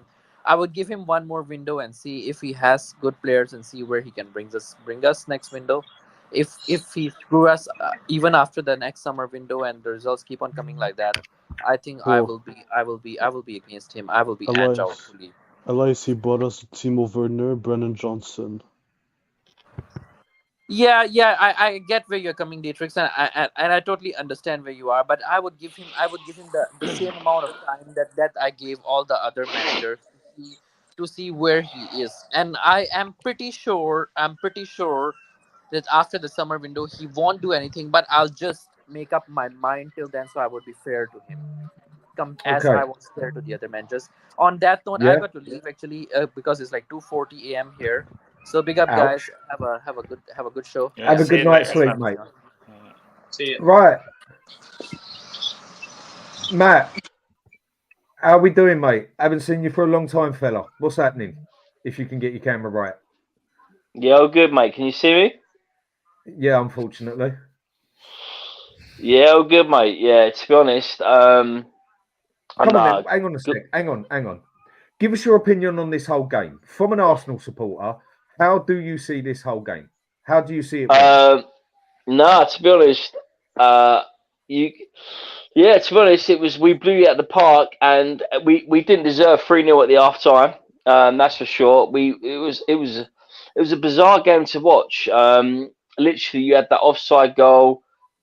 Romero had that header that just went past the post, and honestly, it was smash and grab. First half, and North London derbies will go that way. And the way that the game was ending, it was very much squeaky bum time, Dan, to be honest. But we got the 3 points, mate. So that's the main thing. That's the main thing. Yeah, it is.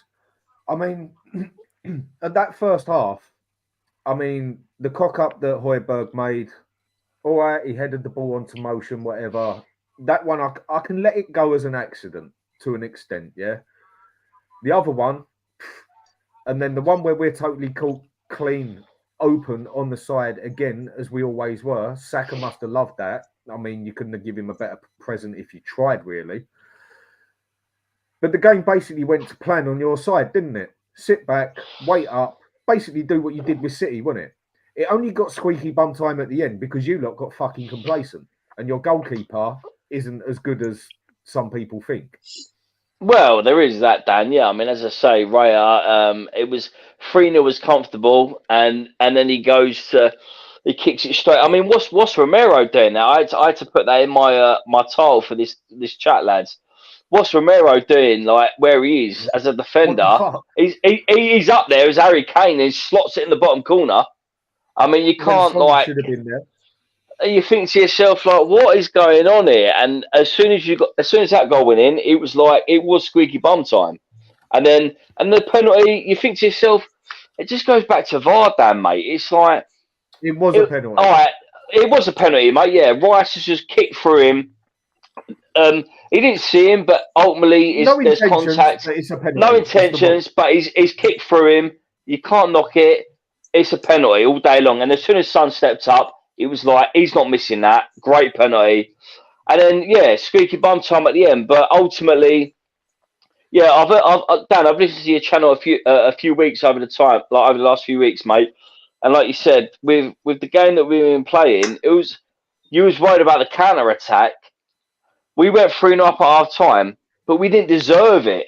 It was a No. funny one, mate. It really was. It was a weird one. I mean, it was a weird one, mate. You deserved it. You played the better football in that first half, mate, for sure. Yeah, but we did fuck all with it.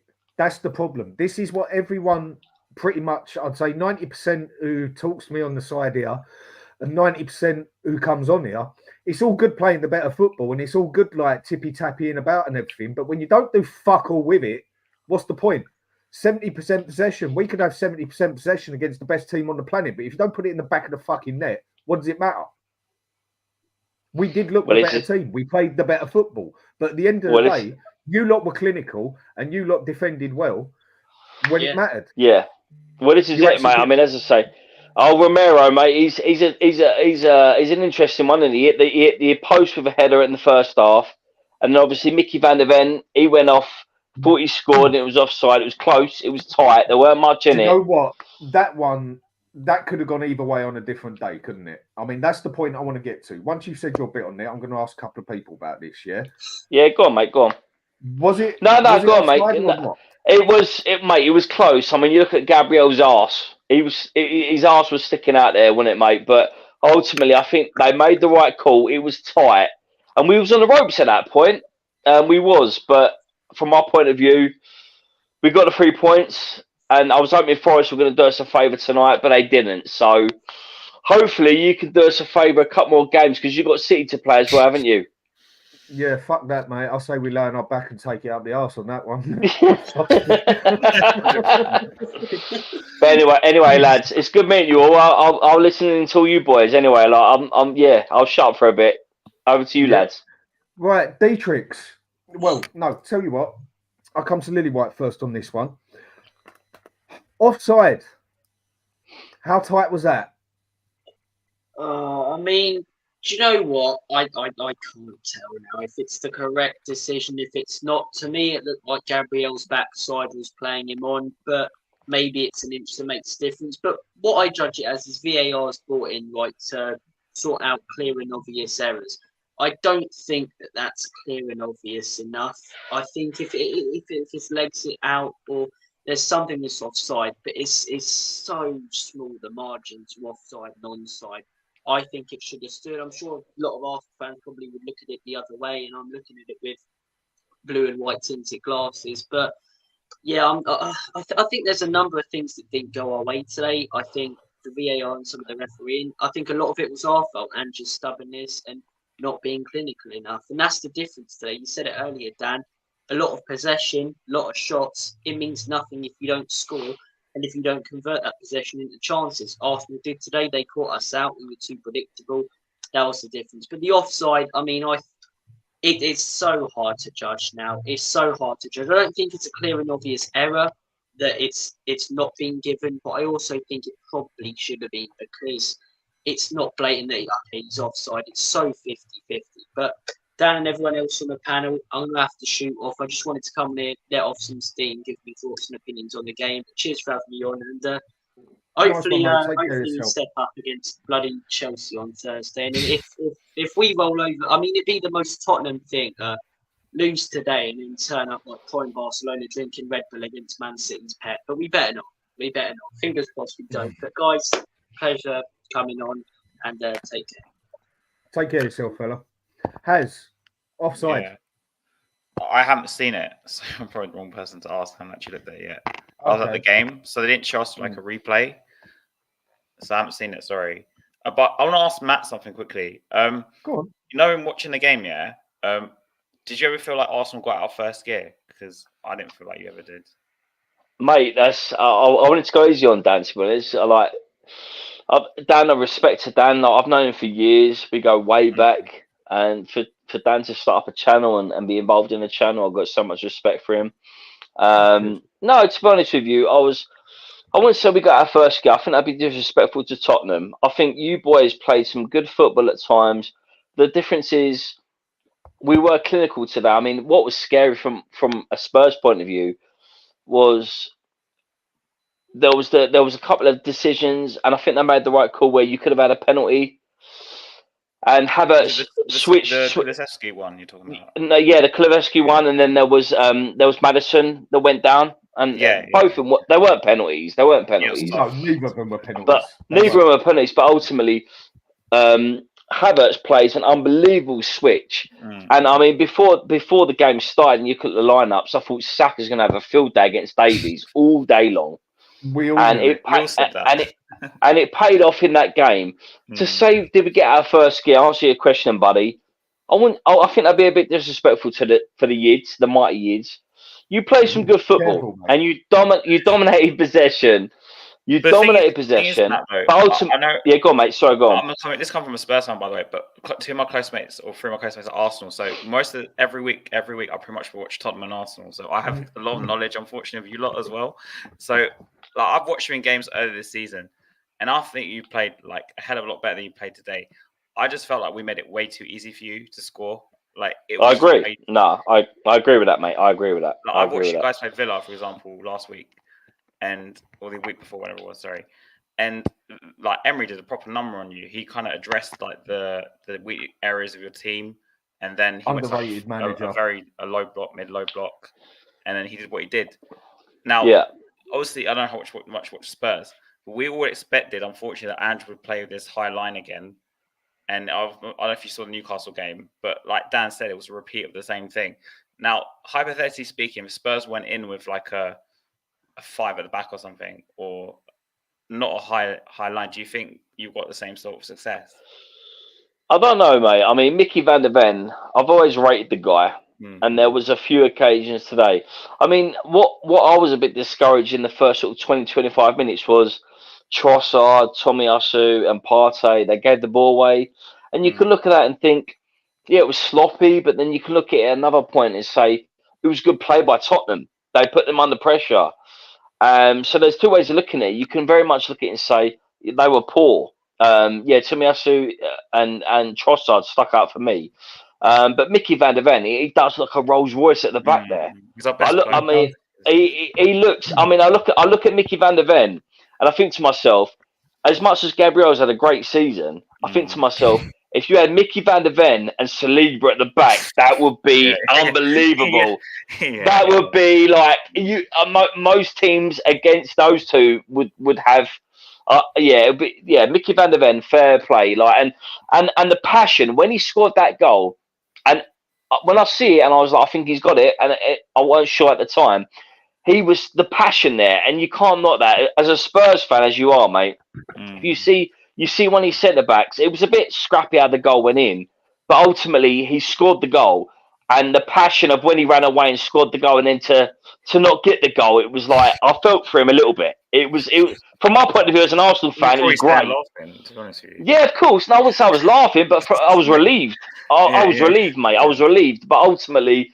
He was so passionate about that goal, and it was like, it sounds silly to say this, but it was like, if that goal was given, it was like fair play to him because it meant so much to him. That's the point I'm making.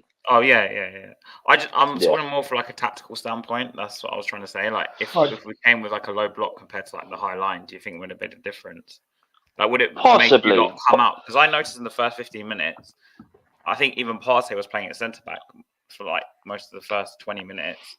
Because the first instance I saw was Partey just ran straight back as soon as we from kickoff, and you guys playing like a back 5 for like the first 5 minutes. Because I think you guys were expecting us to come out like we did, and I think Arteta knew this because I saw him directing you lot. Because where I sit, I can see the managers, and I just think tactically speaking, like you've done us real bad today, like proper. That's what I. Yeah, but it's interesting. It's interesting you say that, buddy. But then I've heard like little rumours and how true they were, and I can't say for sure. I picked up it on the game, but Højbjerg being in there, like I heard little rumours that he was brought in to basically block out Ødegaard. Yeah. That is what I have been shouting for. Yeah, the past 4 days, and probably. Not far off weeks, probably done. Probably the one of the only Spurs supporters saying it. I wanted Højbjerg there to stay as a DM, as an anchor man. Nothing more, nothing less. Don't cross that halfway line. Stay with Ødegaard. Take his ankles out. Dig into him. Hurt him. Give him a game like they do like to do with you with Saka, like they do with us with Maddison. And for the first 10, 15 minutes, it looked like that was the idea. And then it just went all tits up. Dietrich, mate, that offside. What do you reckon? If you're still there. Sorry, guys, I've got to shoot off because I'm hosting another show in 5 minutes. So, Dan, I'll probably see you later from Tottenham away. So, I'm on Spurs Kings TV, 8 p.m. We've got a post-match show. So, if you want Tottenham away later, I'll see you at 10 o'clock. I don't know if you can go. Okay, then. Catch you then, mate. Yeah, take care, mate. Thanks for having me on. Yeah. That's all the best, mate. All the best. Take care. Yeah. Take care, mate. Take care. Dietrich, you still with us? He'll be back soon. Well, that offside, mate, that was about as close as it could get, wasn't it, Matt? That you ain't getting no tighter than that. Another day that would have been given, another day it wouldn't have. It was just, to me, that was just one of them things. Yes, it pissed me right off because I ended up, when the adrenaline kicks out and you end up smacking your cupboard or something, I'd get the fuck in now. And then you see it is not even a goal. And that was honestly, yeah. Dan, honestly, mate. Go on, mate. Carry on. Go on, mate. Go on. Some are saying we looked the better team, whatever else. Yeah, it might have looked better on the tippy-tappy and the passing and everything, mate. But when it comes down to the crunch, we don't do it. We don't finish it off. Well, that's it, Dan, mate. That's 70%. It's all good having the 70%. You do it a lot of the time. But the difference is you got a lot more clinical finishing. Well, that's it, mate. I mean, honestly, looking back at the stats, you boys played some good football at times. You did. I'd say Maddison went a bit missing at times. He didn't really do too much. He didn't even turn up. No. Well, I was being polite, Dan. I was being polite, mate. But ultimately... Say it how it is. Well, it's the first time I've been on your channel, mate. So thanks for having me. Come on, you've known me long enough, yeah? No, I know, mate. I know. Say it how you fucking see it. I know, mate. Well, look. I mean, 3-0 at half time. It was like I couldn't believe it. I was like, did that really happen? 3-0, well undeserved. But the two goals, you did get. I mean, the first goal, Raya just an absolute shocker. I don't know what the hell he was doing. But Romero, what is Romero doing up there? He's your defender. But fair play to him. He's but that's the passion, though, Dan. On the flip side, mate, that's what you want. He's a defender, mate. He needs to be a captain and not Son. Yeah, I agree with you, mate. I agree with you. And then the second goal, mate, all right. I looked at the replay. It's silly from fucking Rice. He's just kicked out. And all right, you play Ben Davies, he's got his body in the line and he's kicked through him. It's a penalty all day long. But what I'm getting at, mate, is that in the first half, Romero at the post, and he had a couple of other half chances. 3-0 half time. Yeah, 3-0 half. Yeah, exactly, mate. 3-0 half time flattered us massively. And I couldn't believe it. I'm watching it indoors, not at the pub in this one, Dan. I just watched it indoors with the family. And I was like, 3-0, mate. No, not down the bear, mate. No, not down the bear, mate. Not down the bear. But ultimately, I couldn't believe it, though. 3-0 at home. And then when you got that second goal there, mate, I'll be honest, squeaky bum, because I'm thinking, is this going to be an Arsenal? But one thing I would say, Dan, as much as it's going to kill you to say it, is with only 2-3 games left, Forest, I was hoping, but we've turned the corner a little bit where I think we've shown a bit more nerve. Yeah. We don't just I agree. We've got a bit more fight, and if we don't win the league this year, it's still going to be a bit of one to swallow because we was 8 points clear last year at some point in the season and we threw it away. If we don't go on and win it this year, it's like, well, what progression have we made? Oh, Community Shield. Well, yeah, that's all well and good. But we haven't won any other. We was in the Champions League. We got knocked out by Bayern Munich. Fair play. It was a close tie overall. But all right, I don't know, mate. I'm at that point now. I'm not saying I'll tear out, Dan, but I'm saying he's got to be on the borderline now to win something. The amount of money he spent, Dan. It's like if we don't get it this year, next year we got to win. I mean, Klopp's gone next year. Yeah, sorry, mate. Sorry, go on. Sorry, mate. Go on. So sorry. Go ahead. I'm so sorry. Sorry to cut you off. Go ahead. No, Dietrich, it's fine, mate. Go. Oh yeah, I just want to say the good thing about you guys is, let's say if next season you don't win the league this year, and next season you don't win anything. At least the good thing with your team and the good team is that the manager is gonna leave you in a good place. for someone to maybe take you to the next step. You guys Yeah. are buying the good players. You guys are recruiting the right players. You guys have the right mentality about winning. Everyone from the top down agrees on we want trophies. We're gonna do it the right way. Unfortunately, Fair with enough. us, it's the complete opposite. It's true. So if Arteta Still, doesn't work, we can sorry, get Dietrich, someone go on, better. mate. No, I'm just saying, like, if it doesn't work, they can get someone better and get them to the Still, next level. I say these crazy words like we say to other people, like, hope everything's all right. How you doing, mate? Pissed off like the rest of us? I'm fuming. I'm absolutely fuming because That's your manager. It's not my manager. What are you talking about?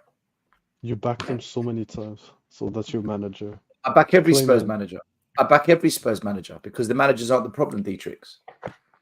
And him? The managers aren't the problem. Who hires the managers?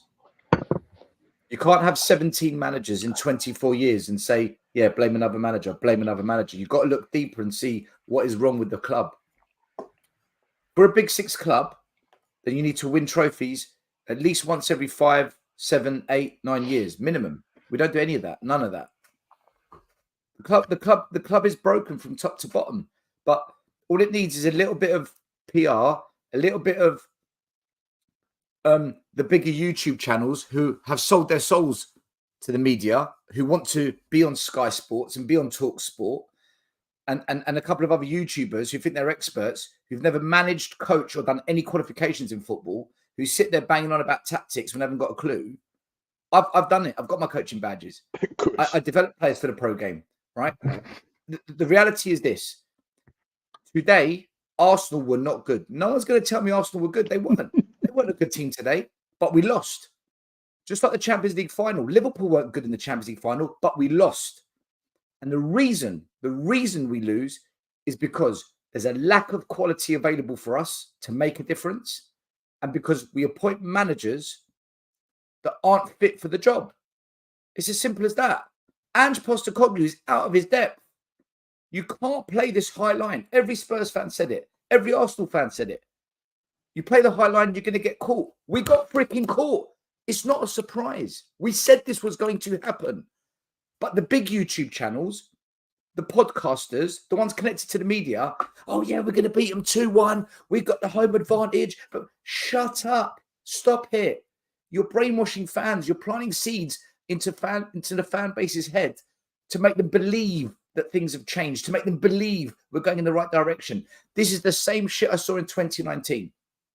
Got to a Champions League final. We couldn't get it over the line. We get to a situation where we can stop Arsenal from winning the league. We can't get it over the line. Liverpool were not good in the Champions League final. Arsenal were not good in the Champions League final. Everyone wanted Poch out back then. Conte got us top 4. This same thing, the Conte, we got top 4. We beat Arsenal when it mattered. This manager, he failed. How can you go 3-0 down at home in a North London derby and tell me this guy is capable? But I don't blame him because he never knocked on the front door and said, hi, guys, are there any vacancies going? Here's my CV. Could you have a look? That's not what happened. We contacted him. We said, hey, mate, can you come and work for Spurs? Oh, by the way, this is how we operate, and we think that you can fit the way we operate. We're going to give you £200 million. Go and sign 9 players, though. You can't sign 4. You can't sign 3. You've got to sign 9. And it happened to Conte. It happened to Jose. It happened to Poch. It happened to Redknapp. This began in 2014, 2012, whatever it was, when we sold Gareth Bale. Sold him for £85 million. We signed 7 players. You bring in Mourinho, you spend 160 million, you sign 9 players. You bring in Conte, spent 200 million, you sign 8 players. You bring in Ange Postecoglou, he's 220 million, we signed 9 players. Arsenal, they spent 200 million, they signed 3. But they impact, they increase the levels. That's what Liverpool did with Coutinho. They sold Coutinho 150 million, they signed 2 players, Van Dijk and Alisson. We sold Harry Kane 100 million. We've got to sign as many fucking players as possible. The Liz, Turbo Wiener, Brennan Johnson, Madison. Madison's crap. Madison wasn't a bad call at the time. Solomon. I'm listing the players. Solomon. Phillips, Bergvall, Solomon, Dragusin. What are we doing? Nothing has changed at Spurs. The same factors that have cost us, we are repeating the same process again. The same things that have led to failure, we are repeating time and time again. Let's bring in a manager. Let's semi-back him. Let's make sure the media think we're backing him. Let's brainwash the fan base that we're going in the right direction because we're kicking the ball forwards instead of sideways. And let's tell the world that we are the kings of FFP. We're building a hotel so that we look the part. We've got all the gear, but no idea. Arsenal today were there for the taking. They were there to be absolutely finished. And what did we do with it? We said, there you go. Take as many corners as you want. And what we're going to do is we're going to mark empty spaces. We're going to mark patches of grass whilst you plan something on the back post. And when the ball comes in and you all move into the box, we don't know what's going on because we're marking grass, not players. I'll tell you what else we'll do, Arsenal. We'll push up so high. If you just put the ball over the top to Saka, which Arsenal did, they targeted him because they knew Ben Davies is shit and slow, like every Spurs fan predicted. But of course, our manager can't see it. He hurt us. Everything that happened today, we predicted. And our manager couldn't see it. Everything I've been saying about this club, I'll finish off and then you can jump in, buddy.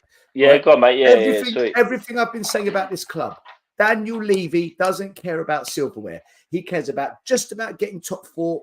He cares about money. He cares about property. He cares about signing players that aren't of the superstar status where you've got to spend the big money, the 100 million, the 90 million, the 80 million. He wants those 20 millions, 15 millions, a couple of 40, 35 millions, and maybe we get one for 60 million. And he says to the manager, there you go.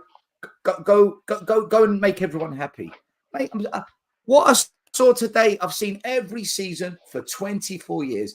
And do you know what? If Arsenal do win the league, I'm going to hate it, but fair play to them. Fair play. One thing we can't say about Arsenal, one thing we can never, ever hate them on, they run their club like a football club. They run their club like a club that always, or at least attempts every once in a while, to genuinely win silverware. We cannot say that about our club. We can't. You're right. I fucking men, mate. You're right. Well, there's fuck all I can say to add on to it, mate. You're right. Can I challenge one of your opinions that you said? Just one? Go for it. You said that you're not going to blame no managers. Because, like, he didn't come and knock on the door saying, like, I want the job. I blame him, Dietrich, but there's a bigger problem. Yeah. That's what I'm trying but, to say. like, if you look at Ryan Mason, he never went and knocked on the door, but, like, we still blame him. What is the difference between him and Ange? Both of them are stubborn and they know what the fuck they're doing. I blame them all, but at the end of the day, look, if we were 5 years into this owner and we've tried 4 or 5 different managers, you might say, do you know what? Come on, mate. Like, sort out the recruitment. You've been through 5 managers. Like, what are you doing? After 10 years, when you've been through 8 managers, you're saying, right, you've had 10 years now as an owner and you're still hiring and firing. Like, what's going on here? We are now into the 3rd decade. We are now into 25 years of this ownership. We've been through 17 managers. Dietrich, how many managers can you blame? Is it like every manager comes to Spurs and suddenly they don't know how to coach? They don't know how to adapt tactics. They don't know how to teach players how to defend. They don't know how to teach players how to attack. They don't know how to make substitutions. They don't know how to pick the first team properly. How can every manager that comes to this club suddenly not know how to manage? I swear on my life, I never blamed the manager since I've been supporting Spurs. He's the only one because I'm tired of his bullshit and his lies. One day he says, next year we're going to challenge for the league, and now you're saying we're a long way from a long way because we don't have the right players. Which one is it? Just be straight, innit? No, just say it as it is. Ange, just say we're not good enough. It's going to take time. Was, guys. Ange is not going to be back the way Arteta I know was. it's not When it going came to happen. down to it, so it doesn't matter who we get in Dietrich. That's my Okay, point. so leave. Arteta would not be challenging for a title if Arsenal weren't prepared to spend 100 million on Declan Rice. Right? Okay. We are never going to do that. We are never going to do that. So it doesn't matter what manager you get, because every manager, if you win the league, every manager is going to need that magic quality at some point. Klopp got it. Pep got it. Arteta's been given it. It's not about the You're right not going to get manager. it at Spurs. So what is the point of blaming the manager, Dietrich? No, you don't understand. It's not about getting the right manager. For me, it's about like you have pride. Look at Conte said, you're not gonna give me the players, I'm gonna leave. This fucker, I know he's gonna stay until his 5 year on his contract. I don't trust Look, I him. agree. I agree. That's But my problem the with only one him. I that's totally done get that- what you're getting at. I totally understand you. What you're getting at. That both of you. part I agree. But the only thing is, the only one that's ever said "fuck this" and Mourinho. threw a grenade into the pot was Mourinho, Conte. Conte, No, Mourinho never did. and Mourinho Poch did. No, he didn't. He bottled it. The only one that properly called it out was Conte. And the problem there is all the fans turned on him. So I don't just have a problem with the owners. I've got a problem with our fan base. Our fan base is such a weak loser fan mentality. We make an excuse for everything. We make excuses for everything. How can you say today, great comeback? You shouldn't have been 3-0 down. You're at home, man. How can you say No, to me, 3-0 at halftime. we At were unlucky? halftime. We were unlucky. Did you see how many corners Arsenal got today? Do you forget the goal line clearance we made when Vicario or someone cleared it off the line? Right? We never got lucky today. Arsenal deserved to win because we gave them chance after chance after chance, just like we did against Newcastle, just like we did against Fulham, just like we did against Wolves and Brighton. And good teams take chances. Arsenal are a fucking good team. If you give them 3 chances, they'll score 3 goals, man. Cheers, Stelios, mate. I agree with that, bro. Sorry to interrupt, man. I just want to get my point in before I leave you guys. Look, Go for it, mate. as I said to Dan earlier, Stelios, man, you're a ledge and fair play. You're passionate about your boys. We didn't deserve what we deserved today, really. I mean, like 3-0 half time, it was like, really? Like my missus, I'm at home with my missus, my 2-year-old, and it was like we're watching the football indoors, and it was like you had the disallowed goal, you had the post, you played some good football at times, but just you just weren't clinical enough, and ultimately that's where we was a bit more deadly today. And ultimately, look, I thought I had a bad feeling at the end of the game you were going to beat us, like not beat us, but I thought it was going to be 3-3. But which would have been like a defeat, innit? It would have, yeah. I mean, 3-0 and look, Forest, they lost today. We have to win every game and just hope City are going to slip up once. And City have got it in the bag, and I don't think they're going to slip up. I think City are going to go on and win the league. I think City are going to go on and win it.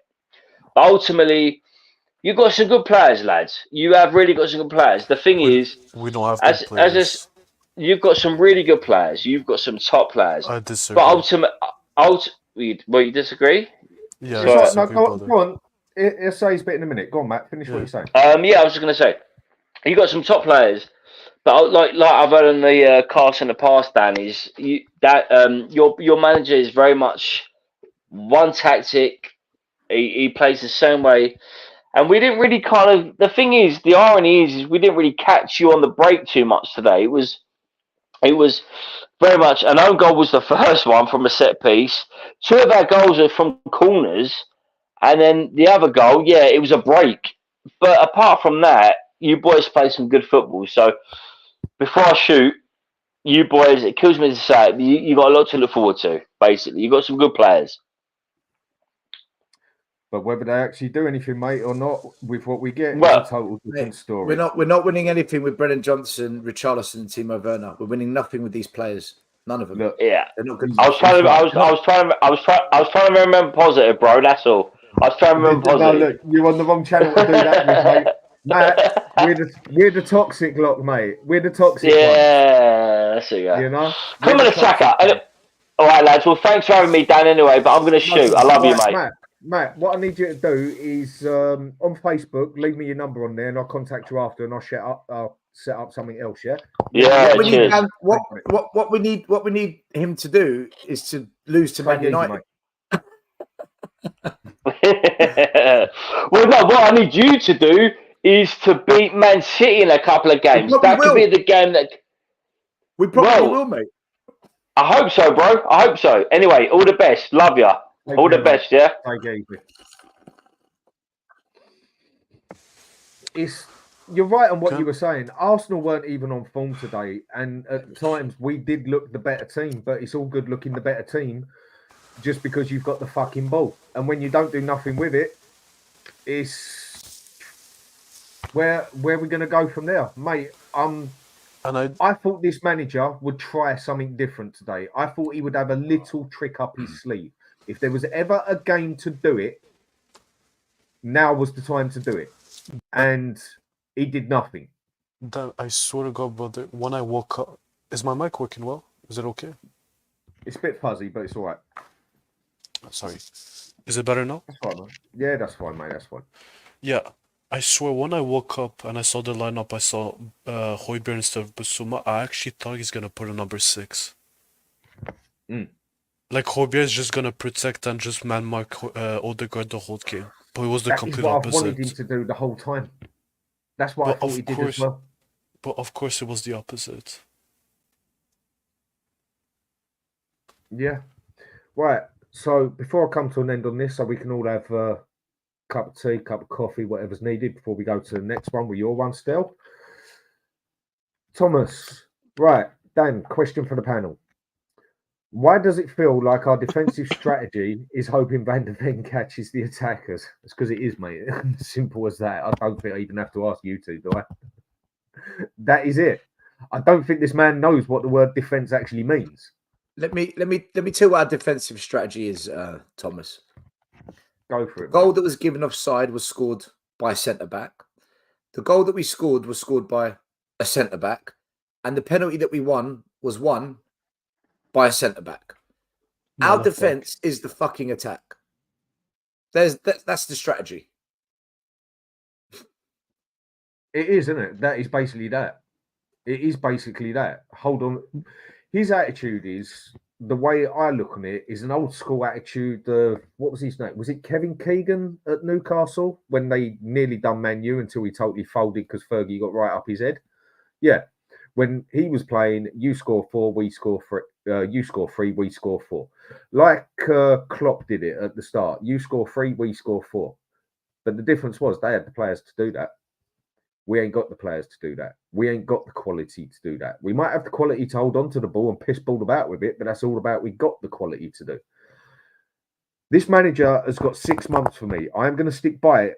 6 months he's got next season. I know at the end of the day, what the fuck does it matter? My opinion on it, whatever, and this and that. But personal opinion, he's got 6 months for me next season to prove that he has actually got a fucking clue on what to do in the Premiership. This is not Scottish football. Anyone finds that offensive, I apologise, but to tell the truth, I could not care less. It is the 16th league in the world, and 9.5 people out of 10 can't even name the 12 teams in it. That is my whole point. It is lower than the American League in football. You cannot come to the Premiership and play this way every fucking game. You can't do it. Every game you have to adapt a point. All right, there's certain teams you're going to be able to go out against and just say, do you know what, go and do them. I get that. But I am getting frustrated with this manager, and I'm finding it really hard to hang on to give him this chance, because he just looks like he hasn't got another clue on what to do. I think it's the easiest thing. Both of you are Ange out. You just don't want to say it. But I know deep down you guys don't fucking like this manager. I'm not Ange out. I'm not Ange no, out. I'm honestly I'm Levy not out. yet. I'm struggling, but I'm not yet.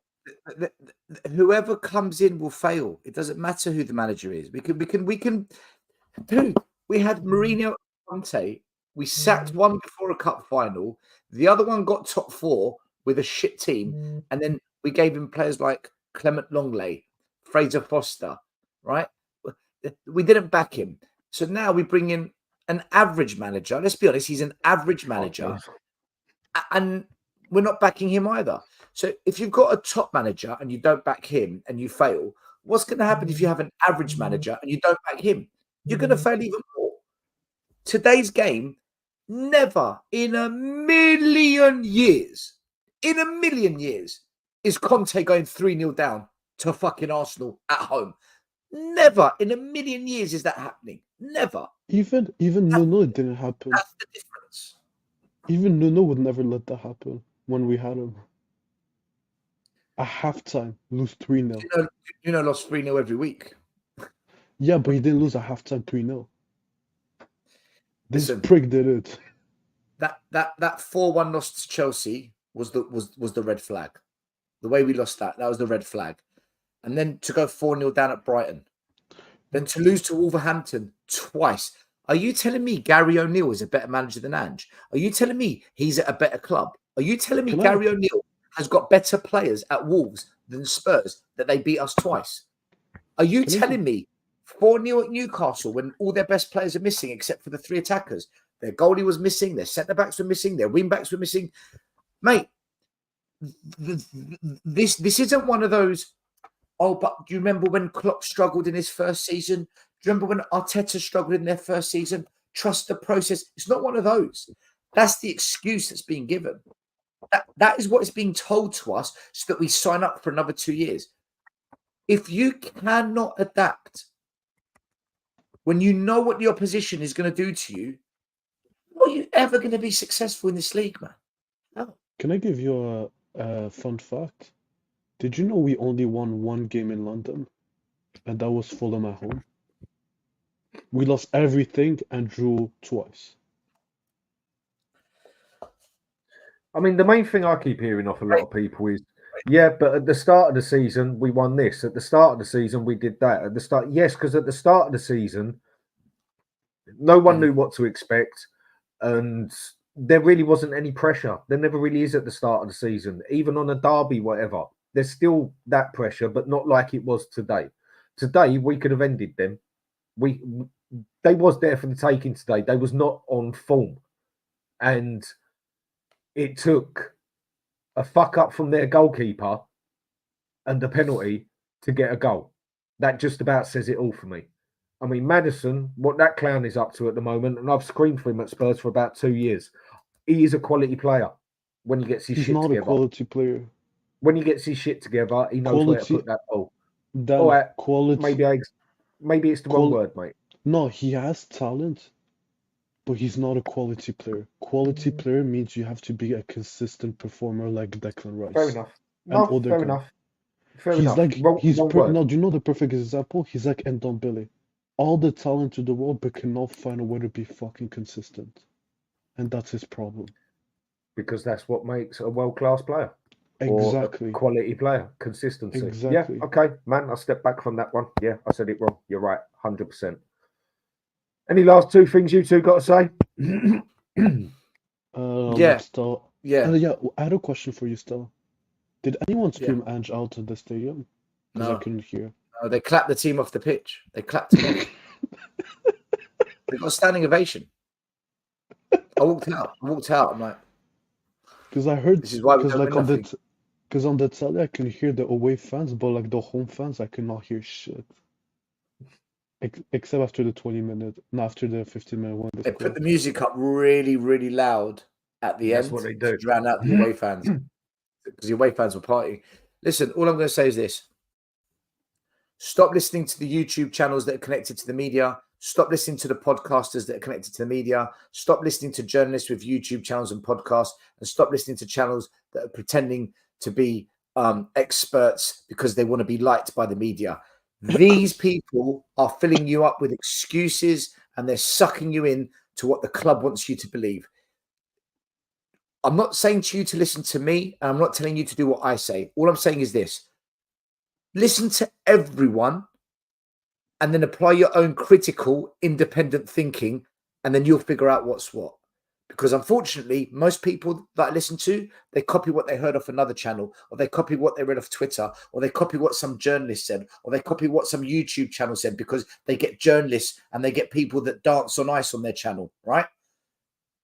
Apply your own critical, independent thinking, and then you will see what's what with this club. Because I've been right every fucking year since we sat to watch. Every year I've been right because I apply critical thinking. I look at it for what it is. That's it. Do your own thing. I'm not telling you what to do. I'm just trying to guide you down a path where you can figure it out in a better way rather than just, oh, but Fabrizio said this, oh, but Alistair Gold said this, oh, but Ricky Sachs said this, oh, but Chris Cowling said that, oh, but BBC TalkSport said this, oh, but Sky Sport. Don't do that. Don't get sucked in, man. Use your own independent thinking. And then if you do end up agreeing with Chris Cowling, fine. As long as you found the path there, not because everyone else repeated what he said. That doesn't mean you listen to me either. Oh, I agree with Stelios because I just like him. No, challenge me. Challenge what I say. Analyze it. Come up with your own views and opinions. Same with Dan. Same with Dietrich. Don't believe Dietrich because he's Ange out. But if you critically analyze it and deep it and really think about it, and you think, actually, do you know what? This is the manager. Then believe what Dietrich says. Because I find too many people are copying and pasting what everyone else says. And I'm sick of the excuses, Dan. I'm sick of the excuses Dietrich's in this club. I'm fed up with the excuses. Every single year, there's an excuse, and we end up doing what? We win nothing, we achieve nothing, and we always end up bottling it when it matters. And that's it, man. That's it. I don't know what else I can say. But I say the same thing every year. Every year. There's a phrase you're looking for, mate. Wake up and smell the fucking coffee, people. Come on.